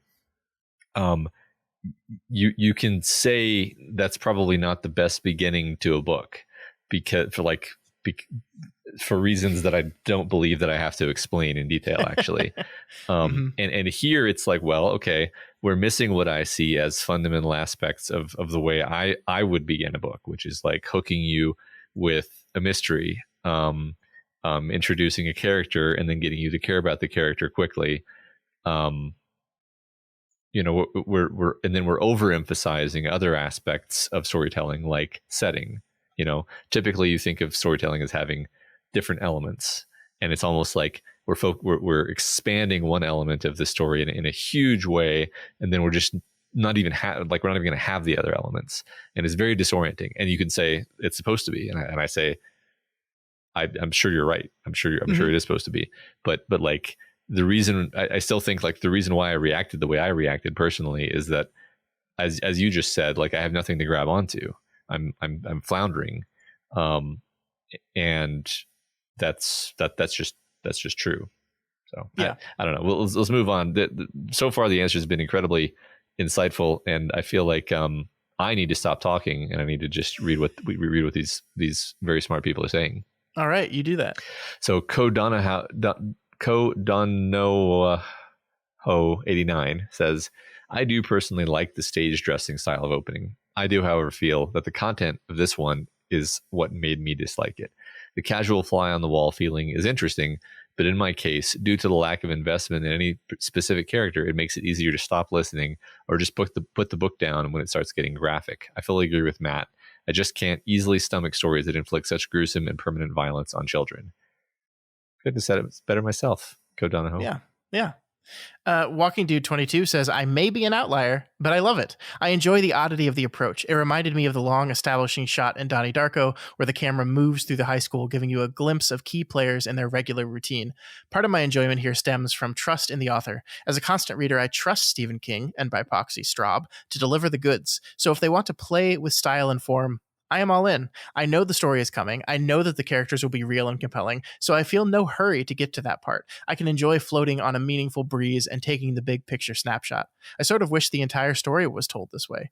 Would I like it from an unknown author? Maybe not, but would I try to give it the benefit? But I would try to give it the benefit of the doubt. That's a really fantastic point. You know, that this is a book told in, you know, definitely the latter half of both of these authors' careers, right? And they both are people who have written many books. King obviously more than Straub, because he's basically more than anyone, but they have earned a certain amount of benefit of the doubt in that you kind of know that they're going to deliver something good, even if they're trying something new and different. And like, I want to encourage authors to try new things. Like, I think one thing, whether or not this worked on me or works in general, it's exciting to see King try to do different things. Yeah, sure. That's fair. I mean, that's a good point. Reading a book in context of this is a book by my favorite author, versus just like this is some book that I'm opening cold. You're just bringing a lot of different assumptions and implicit biases to the table, which I don't even mean bias in a bad way. I just mean you can correctly know that the book is going to start working on you eventually, even if it isn't yet, right? Yeah. That's cool. Yeah, I like that. All right. Complicated 9519 says, I actually like the whole spirited around kind of view we're getting in the first 4 chapters. Interestingly enough, the Stephen King adaptations tend to do this to a lower extent. Maybe it's because I grew up in the cinematic era, but it doesn't bother me much. King and Straub are showing us around all the key points and characters of this book. Obviously, I wouldn't want this to happen in the whole book, but I also wouldn't mind it. Between this answer and the last one, Walking Dude said, I may be an outlier, but I love it. And Complicated says they kind of like it. So clearly the people who enjoy this are not the outliers. Yeah. Which is interesting to me because I actually, if you'd asked me like last week, like, do you think most people are going to like this beginning style? I would have been like, no, I don't actually. But it turns out I'm just wrong about that. So that's interesting. That's like the kind of thing that I like to learn. I like to learn that I'm wrong about this sort of thing because it means that I can learn to better understand the way other people interpret stories. Yeah, I guess we shouldn't be too surprised that a bunch of absolute Stephen King nuts really like just about anything he does. But yeah, I mean, I was a little surprised at the sheer number of positive answers of this question. Right. Speaking of another positive answer, L.S. Letton, 1981, says the opening chapters totally worked for me, but for an oddly specific reason. I live just outside of but work in La Crosse County, aka French Landing. I read the book a couple of years ago. I started as I was driving to work and I had no idea it took place here. I felt that I was living in a Stephen King novel. I work at the brewery that was mentioned with the world's largest six-pack that manufactures, quote, Kingsland Ale. I realize this is a reference to the Talisman, but there is in fact a giant statue at the brewery of King Gambrinus. Weird. Oh, and due to the brewery's wastewater treatment plant, there are two flames that burn eternally off the methane gas from a bioreactor, resulting in the entire area smelling like sulfur and rotten eggs. I'm not going to lie, the area surrounding the brewery is a wretched hive of scum and villainy. There's an alleged serial killer that resurfaces every few years that targets college-age male athletes, lures them into the river, and kills them. The most recent one was a few months ago, so Matt's feeling of repulsion resulting from the book's description is spot on. When I read this book initially a few years ago, I spoke with a few of the local old-timers north of La Crosse, closer to where Peter Straub spent his time with his grandparents, about this book and Peter. They claimed that there is in fact a local legend of a haunted house in the Centerville area, but couldn't offer any details. Getting back to this book makes me want to ask around again. This is so cool. I think L.S. Letton says this is their first time answering a question. So welcome to the discussion questions section. You really started with a banger. Yeah. Here. Holy shit there. You're like, oh yeah, by the way, Black House is in fact a true story. That's weird, man. Like, so there's all these local legends and stuff that are being, and like, I just assumed that this was like a highly fictionalized area. It turns out it's like very much based on a real area. And then also like, real local legends. Wow, man, that really makes me curious. I'm probably not going to look into this right now because I don't want to spoil myself, but like, dang, that's so interesting. We're going to have to make a quick stop to La Crosse County on our way to Maine just to dip in and see if we can find the Fisherman. Yeah, and get some Kingsland Ale. I'm really fascinated by that the brewery just has a King Gambrinus statue. Yeah. Why? Yeah, I mean, L.S. Letton could be totally fucking with us, and that would be amazing. But that would be so great. I'm very fascinated by everything in this message. Yes. All right. Unfortunately, gonna have to move on. All right. So Squatch42 says, I really enjoyed the style of the opening. This is my first time reading Black House, and I had no idea what to expect. But it was certainly not this. The opening is like being given pieces of a puzzle, but without knowing what the overall picture is going to look like when the pieces fit together. We get to take the time to study each piece of the puzzle and appreciate each piece as an individual work of art. We get to examine each piece and try to figure out what it is and wonder where it would go. I found myself pausing after each scene to think of the possibilities for each character. It's engaging my imagination, which is why I read in the first place. After just 2 chapters, I have imagined at least a dozen different versions of this story in my mind. The opening doesn't set expectations. It opens my mind to any number of possibilities. It's not often a book gives a reader that sort of chance, and I love it. That is so cool, and I wish I could be more open-minded at times. Like, that makes me want to be a better reader, honestly. Yeah, this is the closest that an answer has come to just changing my mind and making me like, no, I'm wrong, actually. It's awesome. It's an awesome beginning. That's...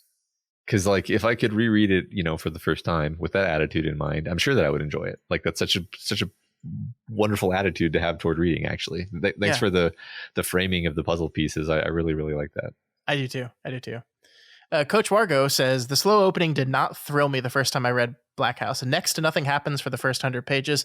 I think it's great for a deep read like we're doing now, but I remember almost nothing about this book, which leads me to believe I didn't really enjoy it and have never reread it until now. So there's our first answer that I was expecting to be the majority of the answers. Yeah, right.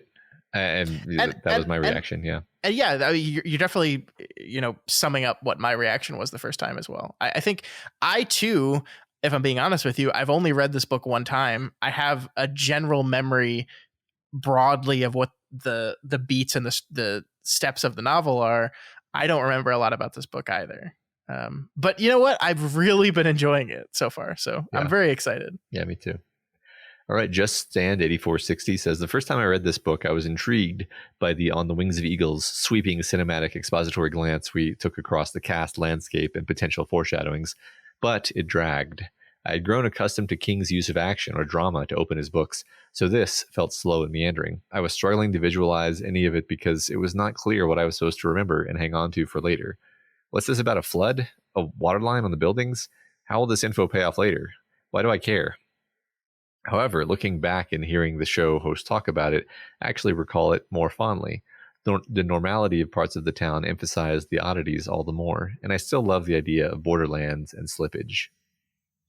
Yeah, this has me thinking, and I think, going back to Salem's Lot and the moments in Salem's Lot that are very similar to this opening, I think that just the big difference is in Salem's Lot, we kind of were introduced to some characters first, and then it's kind of the reverse order of what we did here, right? Where Salem's Lot grounds us immediately with some characters, and then we kind of zoom out a little bit and take in the town as a whole. Because absolutely, I think it's the thing that Just Stan said here is what is this about, a flood, a water line on the building? How will this pay off later?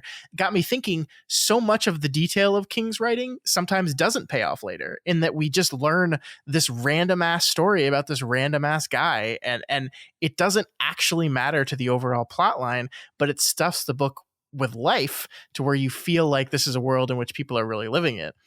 And you could argue that is exactly what this opening is doing, is trying to define this place and the people that live in it in a very specific kind of way. I think the problem, if there is one, is just the order it comes in. That these are the first pages that you read, and so you may be much less willing to go with King down that rabbit hole if you have nothing.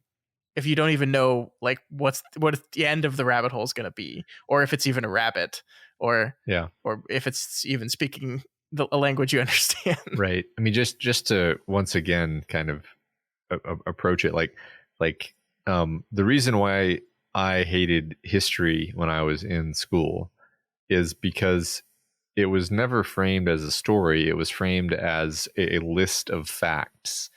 When you would read the history textbook, it was just sort of and then this guy came along, and then this guy did this, and then this other guy came along, and there's no real continuity of a narrative.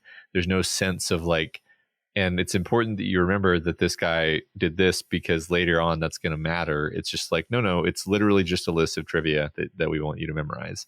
And then you get older, or you don't even have to get older. You just find good history books, and good history books tell history as a story. And they include the pertinent details to the specific narrative they're trying to convey. And then you can actually remember it. And then you actually care. And then you actually like it. So the key thing is, though, story. And the beginning of this story has no story. And I'm not that probably sounds super pejorative and critical, but I'm right, though. They're intentionally not telling a story with the first 50 pages of this book.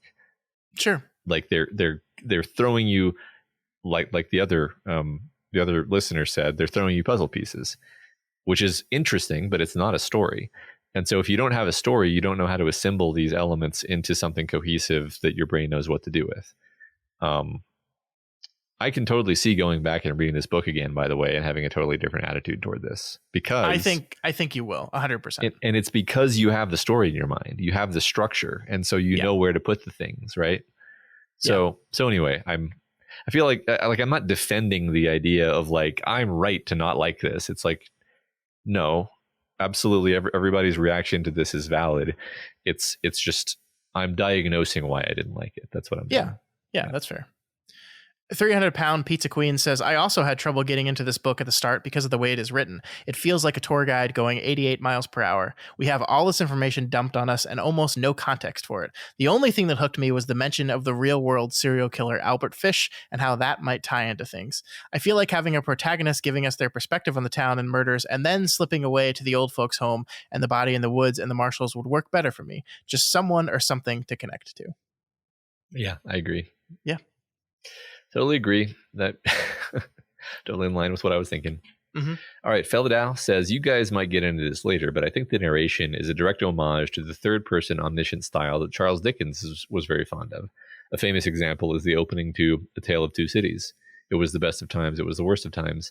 The lofty, all-knowing narrator floats above the narrative, lending ironic and occasionally pompous commentary. This style, where the narrator is effectively another character, is even more blatant in A Christmas Carol, where the narrator outright repeatedly refers to themselves as I, as though they were a fellow conversationalist telling you a story. The twist that King and Straub add is twofold. First, that the narrator includes the readers, making us direct participants in the story, and second, that the story is told in the present tense, bringing a high degree of immediacy to the telling. And for how it works on me, personally, I really like it. Scott touched on this in his discussion, but I feel that Black House is one of those novels that's definitely better on subsequent rereads. Despite the narrative being told in present tense, the narrator obviously has certain bits of foreknowledge. For example, stating that Tyler Marshall will become the fisherman's fourth victim before it happens. And so we get to more fully embody the narrator's point of view when we also know the movements of the plot in advance and can share the inside jokes and understand oblique hints. The text becomes much richer when you read it for a second time or third, etc. It's funny how the question answers are following on the things that we're basically saying, which is subsequent reads will makes total sense that would give you more depth. And I think Feldau is 100% right. This is obviously a direct homage to Charles Dickens' Black House. Yeah, I mean, sounds reasonable. No, because there's no Charles Dickens didn't write a book called Black House. I was making a joke. No, Jesus, I knew that, but I thought that the listeners out there really enjoyed that, and then they get to hear your complete non-reaction, and that just ruins it forever. I was laughing on the inside, Scott. I'm sure. JMA Clubhouse says, I really like the opening of this book. I am an improviser, and we often use a technique very similar to this opening to paint the scene so the audience can better imagine the locations and settings we will later perform in. The opening of this book really resonated with me because of my background, but also because it was so unlike any book I've read before. I appreciate King and Straub picking a style and really swinging for the fences. Yeah, that's interesting. I like that perspective. That's a very novel perspective, and it's fun getting all these different kind of what I'll say is what makes me happy about all these answers is they're not all like the same. They're all people liking it for different reasons. Mm-hmm. None of which are things that I would have thought of, which is fun because it tells you how many different ways there are to approach a work of fiction. Yeah. Awesome. Thanks, JMac Clubhouse. The Walking Hard Case says, wow, I have to say, I was really surprised to learn that a lot of people didn't like these first two chapters. I absolutely love them. This is my first time reading the book, so I will have to reserve judgment. But this is already on par with one of my favorite King books.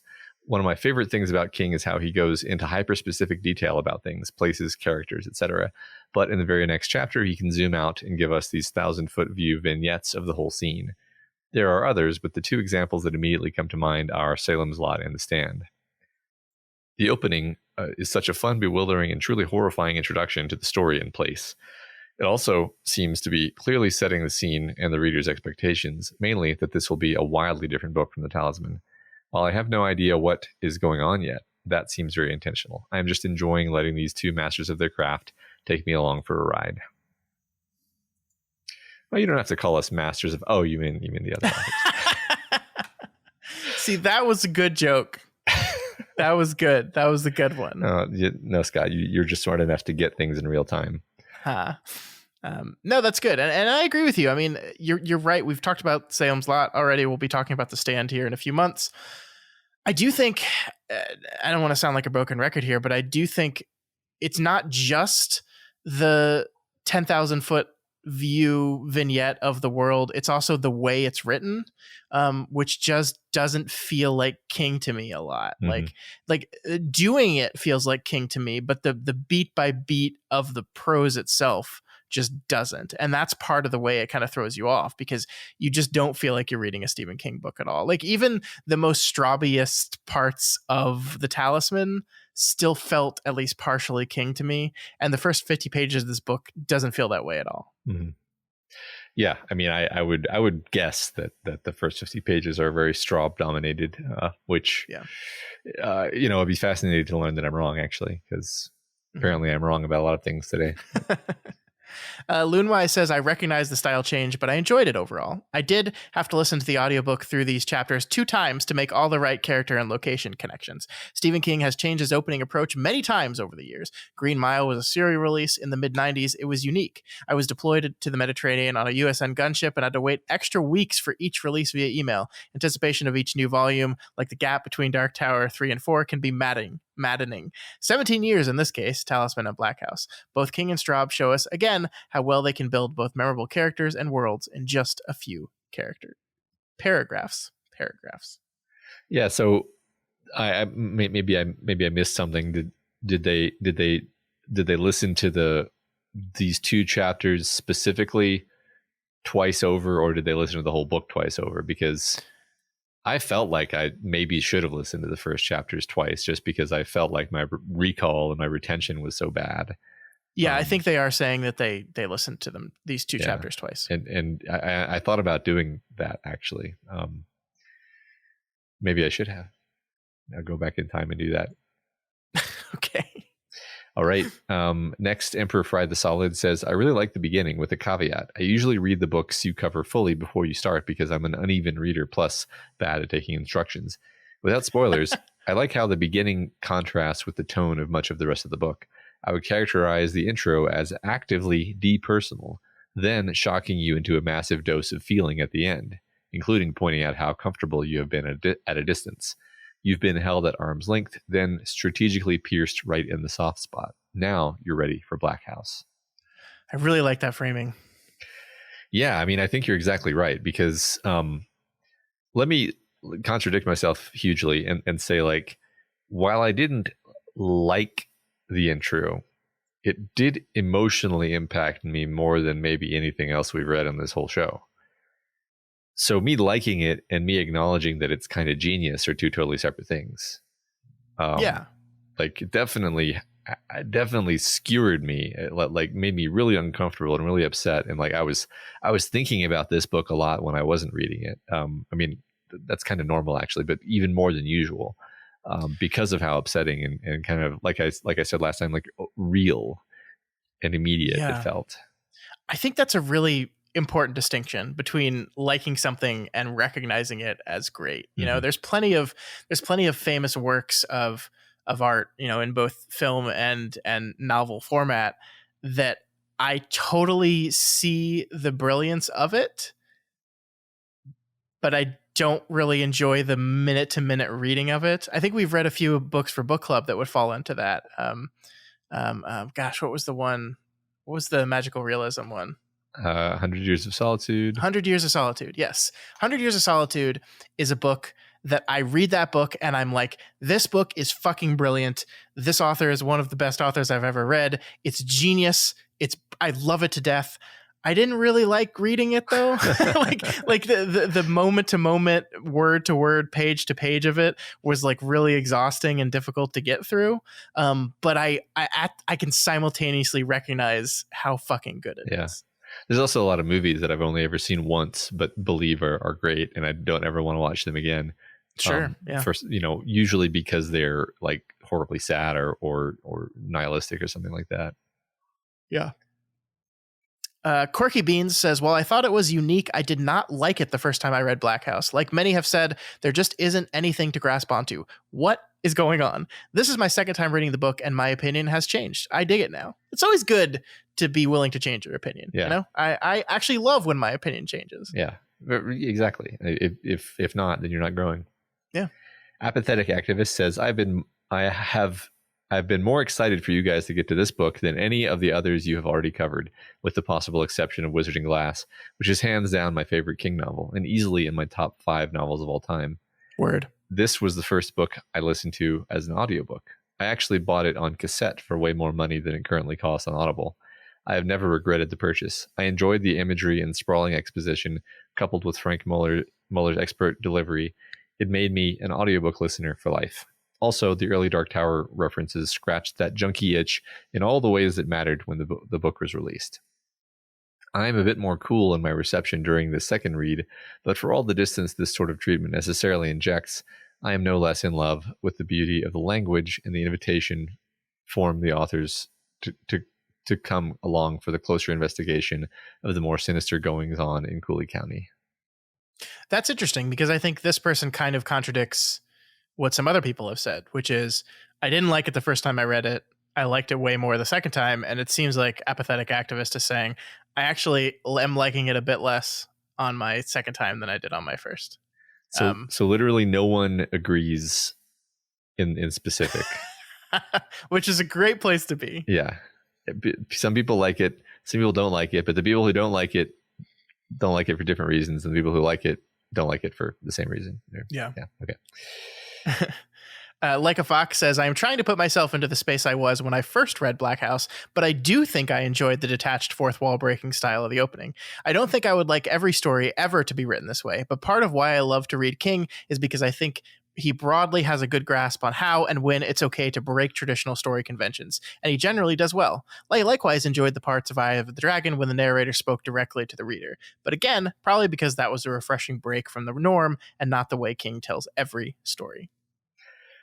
Yeah, that's interesting. I like that comparison because, there's a reason that we tell stories the way we tell them. It's because it's functional. When you're going to break the rules, then you can do that if you understand the reasoning behind the rules, and then it can be done to great effect. And now that we, like we said a second ago, I think the rules were broken here to great effect. It was just a very uncomfortable effect. Yeah. Okay. BC Johnson says, this is my second time reading Black House, and even knowing where it's going, I found the first chapter interminable. The flyover the town can work. King is pretty much the master of the technique, but the narration here plays jump rope with the line between strong voice and intrusive, distracting voice. It's really just second person narration with some makeup on, which is a tricky perspective to pull off. I can't think of any second person perspective I've read that worked on me. I appreciate the experiment, though.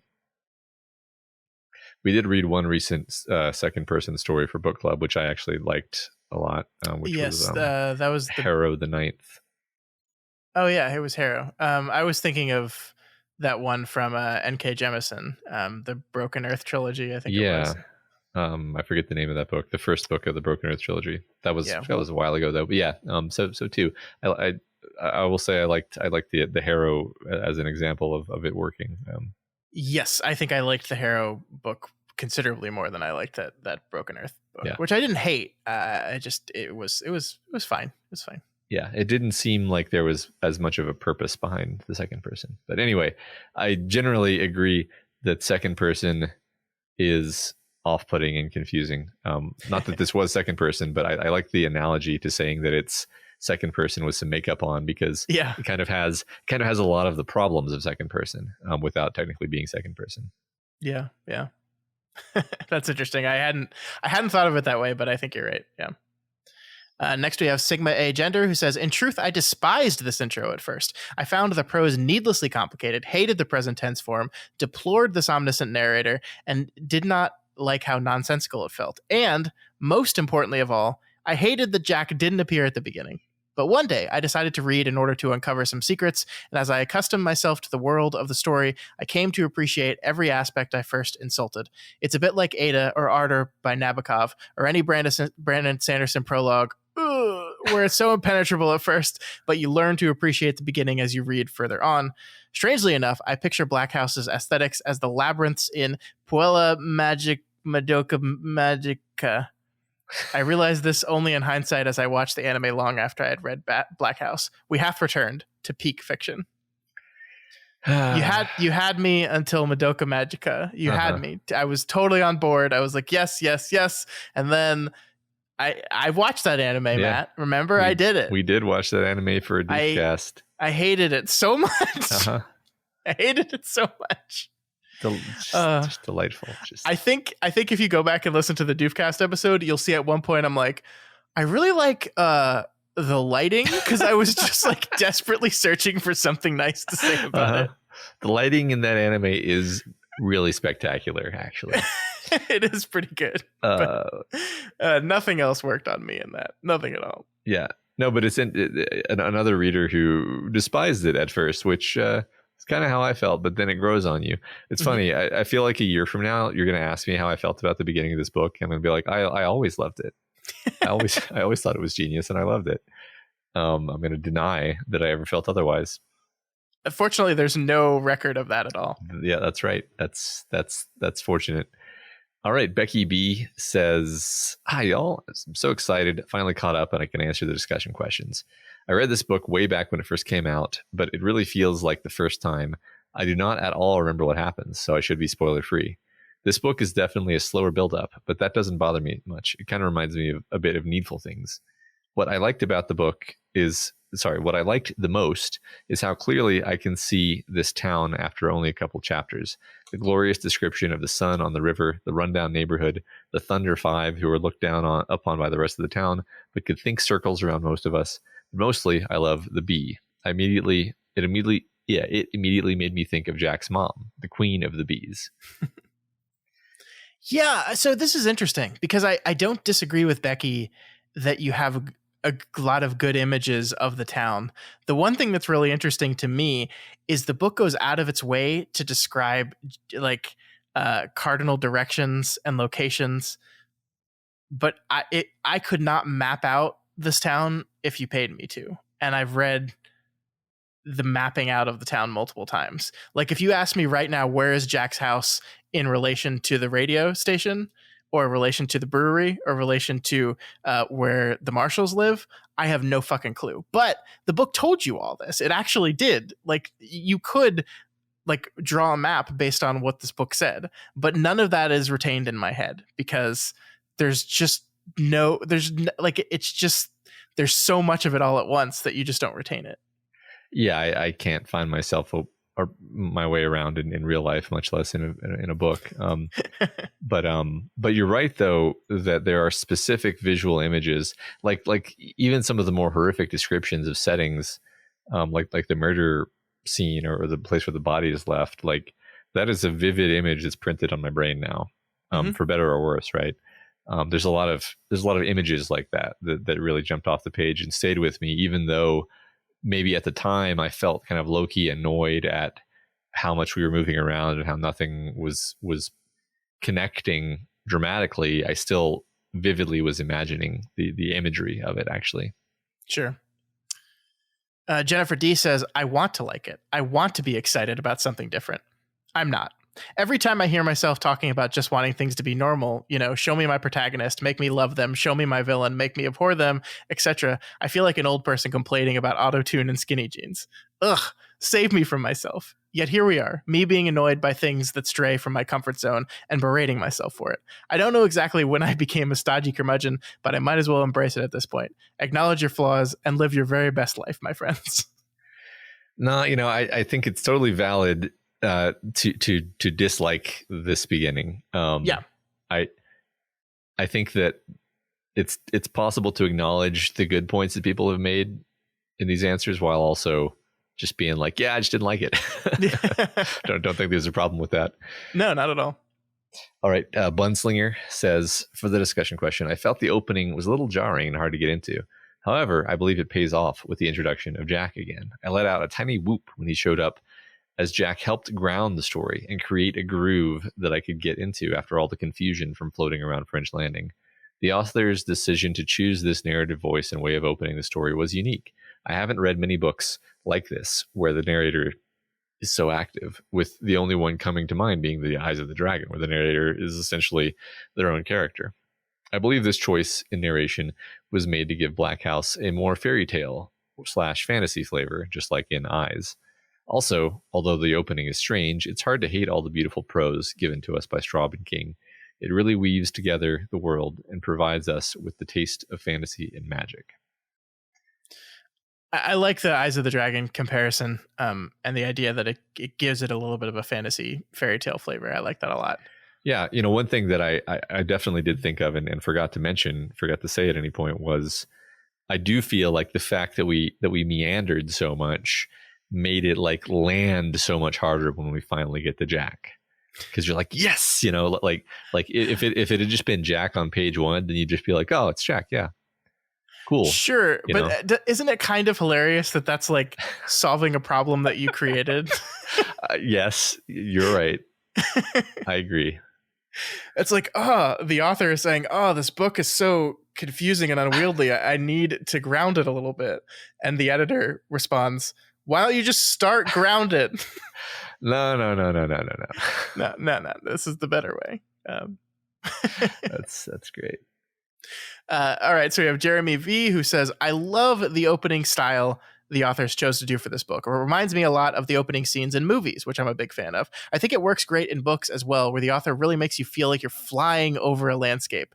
But spoiler alert, but I love when King did this for Under the Dome.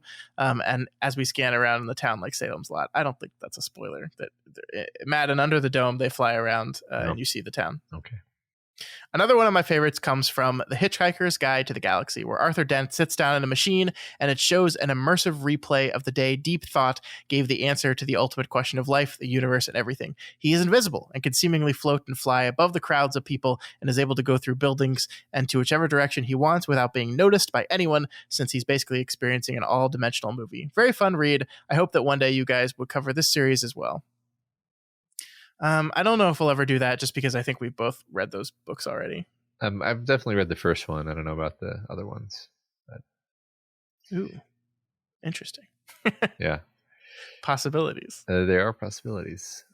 That's cool. That's a cool. That's an interesting. I mean, there's comparisons here that I don't recognize, so I can't really comment. But yeah, I mean, honestly, one of the things that I'm finding most interesting about this answer is we kind of asked a broad question, right? Like, what do you think of the opening? And many people define what exactly part of the opening they like so much. Like Jeremy here focuses on the specific part of it that is kind of the eagle-eyed flying around portion of it, where other people focus specifically on what does or doesn't work about the prose part of it. It's really fascinating to me that, the more we ask these questions, the more we talk with people about these books, like I think I'm just kind of repeating what you said earlier, but just how different everyone approaches everything when it comes to storytelling. Yeah. And people have different palettes of favorite things that they read in the past that are then influencing what they like about things going forward. So like, Jeremy here references several things that I either haven't read or don't remember very well. And I'm like, oh, okay, well, it makes sense that you would react differently to this if that's your basis. Yeah. All right. Last answer comes from Bent Westward. I had such a tough time getting oriented at the beginning of Black House. It felt like I was in an impressionistic painting where we started zoomed in on one color and gradually have been zooming out until we have a blurry mosaic of an image. Knowing that this is a Talisman sequel has helped guide some of the confusion, but even by the end of this week's reading, it is hard to tell exactly where the book is going. Part of not knowing is precisely what makes a good book enjoyable, but some of this feels like it could be two authors who haven't worked with each other for over 20 years trying to get on the same page, no pun intended. I like that idea, right?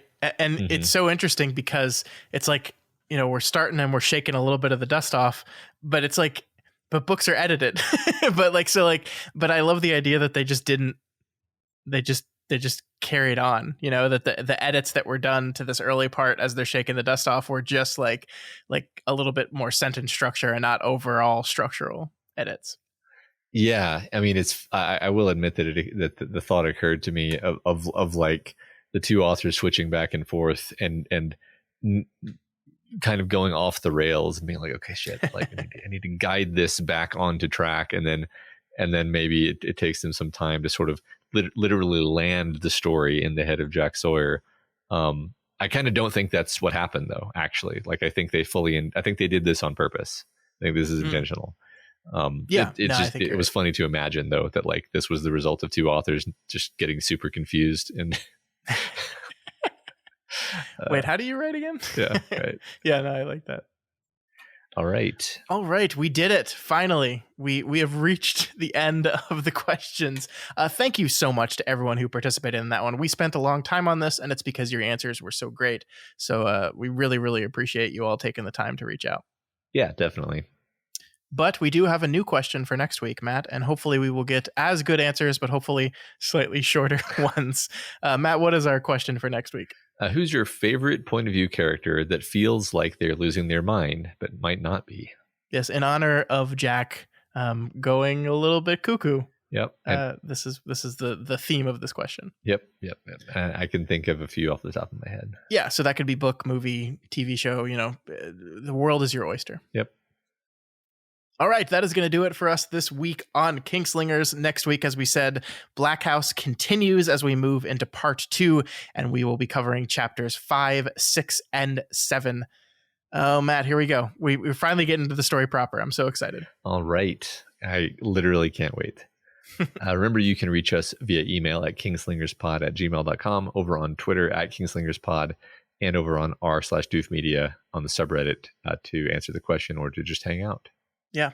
And if you are not already subscribed to Kingslingers, now is the time to do it. We are on every single platform, and we are also over on YouTube. If you haven't subscribed to the Doof Media YouTube, you'll find every episode of Kingslingers if you like listening to it there, but you'll also find all of our other shows there. So if you don't like subscribing to multiple podcast feeds and just want to subscribe to one thing that will have all the contents, YouTube is the place to do it. So just search for Doof Media on YouTube, and you'll find our stuff. You'll find our partners' stuff. You'll find a whole bunch of stuff. That's right. That is a good idea. Probably simplifies certain things. And if you like Kingslingers and you want to support us, then please consider donating to Patreon at patreon.com/doofmedia. Special thanks this week to new patrons Eris K, Sum Sum Maui, Jordy R, Jarl Zarl, Bent Westward, Benjamin H, and Mr. Evil Doom. Recognize some of those names. Yeah. From a variety of places. Welcome, everybody. Great to have you. That's a bunch of people. Don't know why. The old beginning of the month re-ups, I think. Is that it? Okay, well, that makes sense.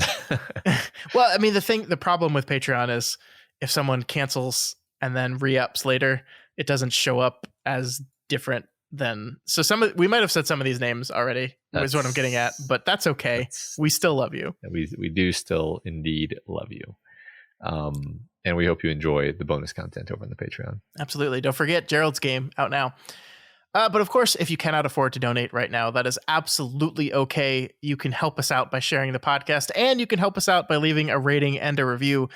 Okay, listen, folks, we got to talk about these reviews because we were inundated with questions over the last week from people saying, how do I leave a review on Spotify? How do I leave a review on blah, blah, blah app? And the answer is you can't. The answer is you can't for whatever reason. A lot of different platforms just do not have any kind of review functionality to them for whatever reason. Apple Podcasts still does, and that's why we mentioned that one the most. But I did find out, Matt, that we are on Audible. For those of you that want to listen to us on Audible, we are there. And Audible has a review system. And people have been leaving us Audible reviews for months, and I just didn't know about it. So thank you, Sigma, for pointing that out to us, because I didn't know. So the good news is we have a bank of reviews that's going to last us for a while. So it seems that Cujo will live another day. Thank God. So this week's Spotlight review comes from B. Gaiman, who gives us 5 stars and says, please let Matt read Cujo. Longtime listener, I love Scott and Matt's deep dive into the Stephen King Towerverse. Keep it up, guys. Thank you so much. You've saved Cujo single-handedly. Let's not pretend there's a bunch of other people waiting in the wings. It was you. It was only you. Cujo lives. I love that we created this meme totally accidentally and spontaneously. It's wonderful. I love it. So thank you so much, everyone who's left those ratings and reviews. I've got to parse them and go through them. So if you're disappointed you didn't hear your name today, we will get to you, I promise. But that's it. That's it. We're done. We did it, Matt. We will see you all back here next week as we continue to move through the Black House, the Bleak House, the Black House, the bleak Black House. That it is. Long days and pleasant nights. And may you have twice the number.